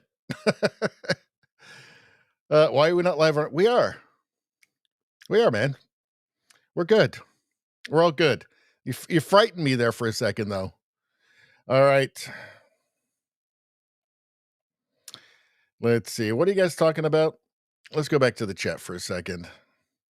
I keep saying we're going to wrap it up, but and then I don't. But we are going to wrap it up pretty soon. Let's see. Trudeau Survivor says, someone took all the COVID jabs. I know who you're talking about there. Removed. Let's see. Turtles is heading home. Last softball game is over. See you guys. See you on that Tuesday. See you on Tuesday, Turtles. All right. Judo Survivor says, Danielle Smith needs to name the reporter in her answer. It sounded like a typical CBC reporter. I would bet that it's CBC. Nevada says she should run for prime minister. I would vote for her in a second. Let's see. Trudeau Survivor says, Alberta needs to become independent. The longer Carney is prime minister, the greater the odds are that Alberta becomes independent. Some people are just poo-pooing it, but they're kind of just like normie political people, I think, that are still under kind of illusions of what the Liberal Party is. Maybe haven't fully come to grasp with the fact that it was completely remade in Justin Trudeau's image. It is not the Liberals of Jean Chrétien or Paul Martin. This is a totally different thing. This is a radical leftist party now. Mark Carney is a radical leftist. I don't care what the CBC teleprompter said about him. He is a radical leftist. He's not this button-down guy. And the longer he's in power, the closer Alberta gets to becoming independent, in my opinion. Because if you're expecting, to find the bottom, for Carney to find his bottom, no. Like, there is no bottom. It's the abyss, right? Progressivism is the abyss. It's a bottomless pit of dysfunction and chaos. It will just keep getting worse. I mean, how many times under Trudeau did you think, it can't get worse? It can't get any more dysfunctional than this. And then it does. Carney's the same. Everybody will see this as an unwrong. Already, it's, if you're paying attention, what we're seeing is shocking, unbelievable. What did the parliamentary budget officer say about Canada's fiscal state right now? Stupefying, shocking, unsustainable.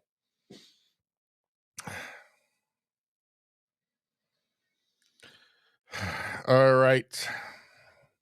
Rosie says, the known effects of hormones on adults is horrible. Unknown on children is horrifying. Well, they do know the effects, actually.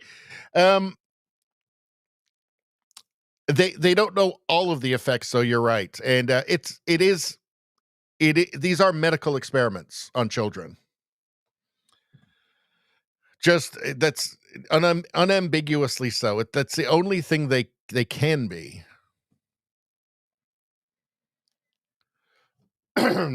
Maybe we'll hold off on this one. I do want to wrap things up. Maybe we'll do a couple little things here on the live stream, and then we'll get out of here. Let's see. Bowl is stuck prank on Hosea. Well, what's this? I think you guys sent this to me. Let's take a look. When I first saw this, I thought, what is that? Hold on. Hold on, let's go back here. What's going on? When I first saw this, I was like, what the hell is that? I thought she had one tit right in the middle of her chest, but it's a baby. Anyway, let's watch. I'm trying. I can't.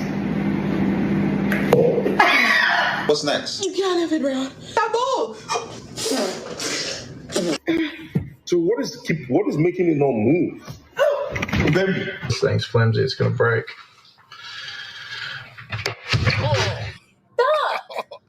Oh, oh, God. I think people actually got hurt doing this. Good Lord. Anybody did that to me, that's it. There's the door. Done. You are dead to me. What's going on here? Is there any man who would find this attractive? I don't know. I guess like Antifa guys, I guess. Like Seth Rogen, I guess. I don't know why. I mean, it has to be a political statement. Just like, I mean, the thing is, she's really pretty too. But I got to say, that kind of ruins it. It kind of ruins it. I guess if you were a caveman, I guess you'd just say, don't lift your arms. Like back in caveman days. Don't lift your arms, you know, or just go to the really dark part of the cave, you know. No, put the arms down. Put arms down. No, not lift arms. Because they didn't probably, you know what? I bet you they had sharp rocks that they would shave their pits with back then because they knew it was gross. Even back then, even in the Stone Age, they knew it was gross. They probably had sharp rocks that they shaved their pits with. Either that or it was just like, no, arms down. Grok say arm down. No, look at arm hair. Glarg. Glarg no in mood now. Keyrock no in mood. All right. Anyway, I don't know. I'm not a fan. I mean, hey, it's a free country though, right? Free country, or used to be anyway. So Trudeau survivor says she discovered a new contraceptive. Rosie says, so gross, underarms. I mean, the thing is, when you live in a world where you can just easily remove that. Look, if you're a cave person, okay, fine. You're fine, right? Okay, we get it. Right? I don't expect you to get a sharp rock and shave that off, right? Fine. But in a world where it's so convenient just to remove that, why not? Why not? Ruins everything. Foxes are cat software on dog hardware. Are they? Oh,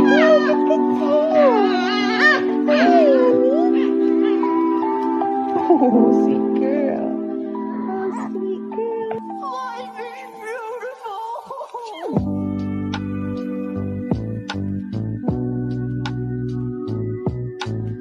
Apparently, they absolutely stink.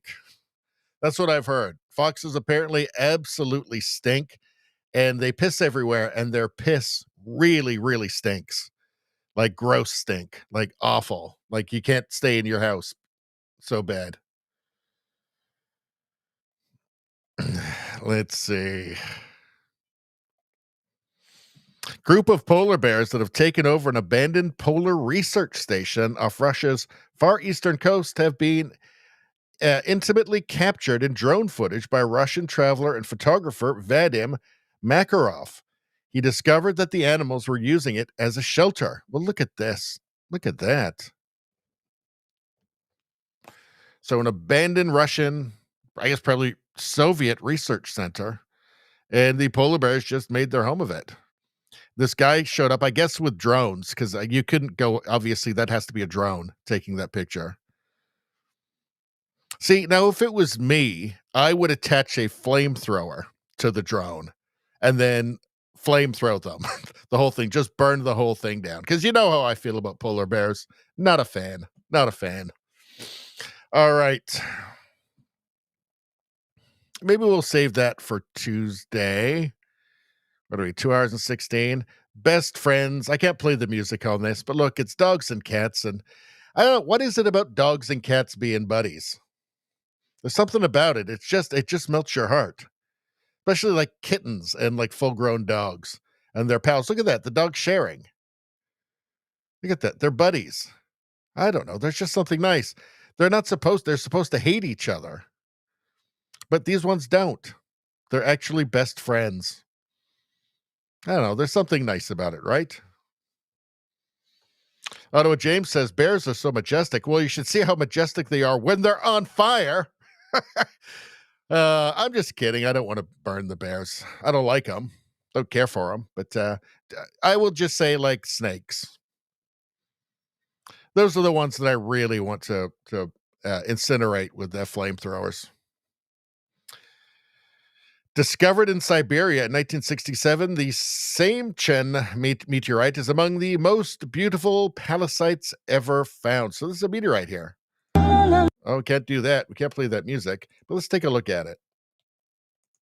Look at this. Each crystal is a memory of something, one part of an asteroid orbiting between Mars and Jupiter, torn apart in a collision more than 4.5 billion years ago. Look at that.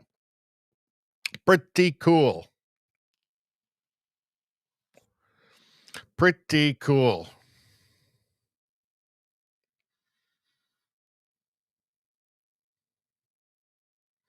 I heard they found one of these and it had a Big Mac embedded in it, and it was still good after 4 billion years. Still no mold. Amazing, huh? Let's see. This one we'll save for Tuesday. Yeah, we'll save the rest of this for Tuesday. Save the rest for Tuesday. A bunch of Bill Maher there. We already saw that guy. Actually, I forgot to take a bunch of stuff out of this from the last stream. Oh, well, let's just end it off with this. End it off with this. This is the White House, all the presidents. There's Clinton. There's George Bush, George W. There's Obama. There's Trump. And there's Biden. The autoped. He actually did it. The madman actually did it. The mad lad actually did it. Put a picture of the auto pen there. I mean, that won't last past his presidency, but I mean, I guess Vance would probably keep it around. Although Vance, he seems less vindictive to me than Trump. I mean, look, I love it. I think it's freaking hilarious. It's one of the funniest things I've ever seen. And it's funny because it's true. Biden really was no more than an auto pen, right? There was a cabal that had been running the country during his years. That is obvious. Rosie says, auto pen never gets old. It certainly does not. Now, anybody who's still watching on YouTube, I have to remind you, I have a new channel, Radio Baloney News. Go to the channel page on this channel. The featured channel will be this one here, Radio Baloney News. This is where all of the world news, U.S. news, woke mind virus stuff, meme review, all of that is going to be going to this channel now. It will not be on the main channel that you're watching right now. This will be for live streams and Canadian news only. The rest, and there's a lot. It's only been around for a few weeks, and there's already 54 videos on there, so I'm putting a lot of content there. Go and subscribe. The algorithm is not going to help me out here, so I'm going to have to rely on you guys. All right? Let's take a last look at the last bit of chat, and we will get the hell out of here until Tuesday.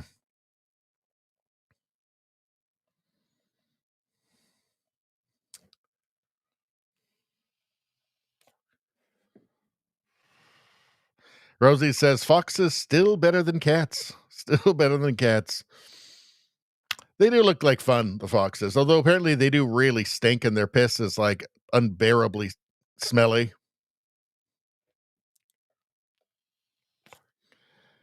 Let's see.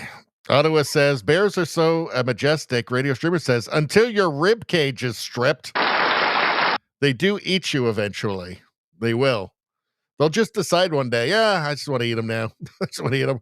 I know this guy's raised me since I've been a cub and has been feeding me. I just feel like eating them now. I'm just going to eat them.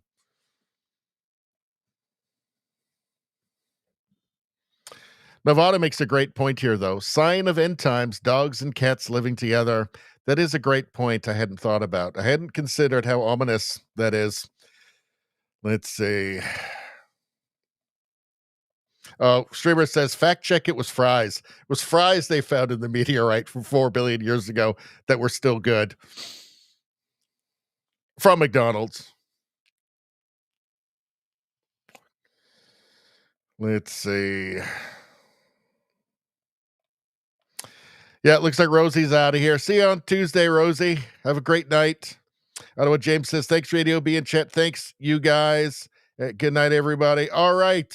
So that's it. I want to thank the chat. Without you guys, thanks for the gifted memberships. That's really the best way to help the channel. That's awesome. I think we've got 20 now on Rumble, which is fantastic. And yeah, but thanks to everybody in the chat. Without you guys, it would be super boring, and I just wouldn't bother doing this. So if you guys keep showing up, I will keep showing up. Thanks again, everybody. Have a great night. Have a great start to your week, and I hope to see everybody on Tuesday, 6 o'clock Pacific, 9 o'clock Eastern. Good night, everyone.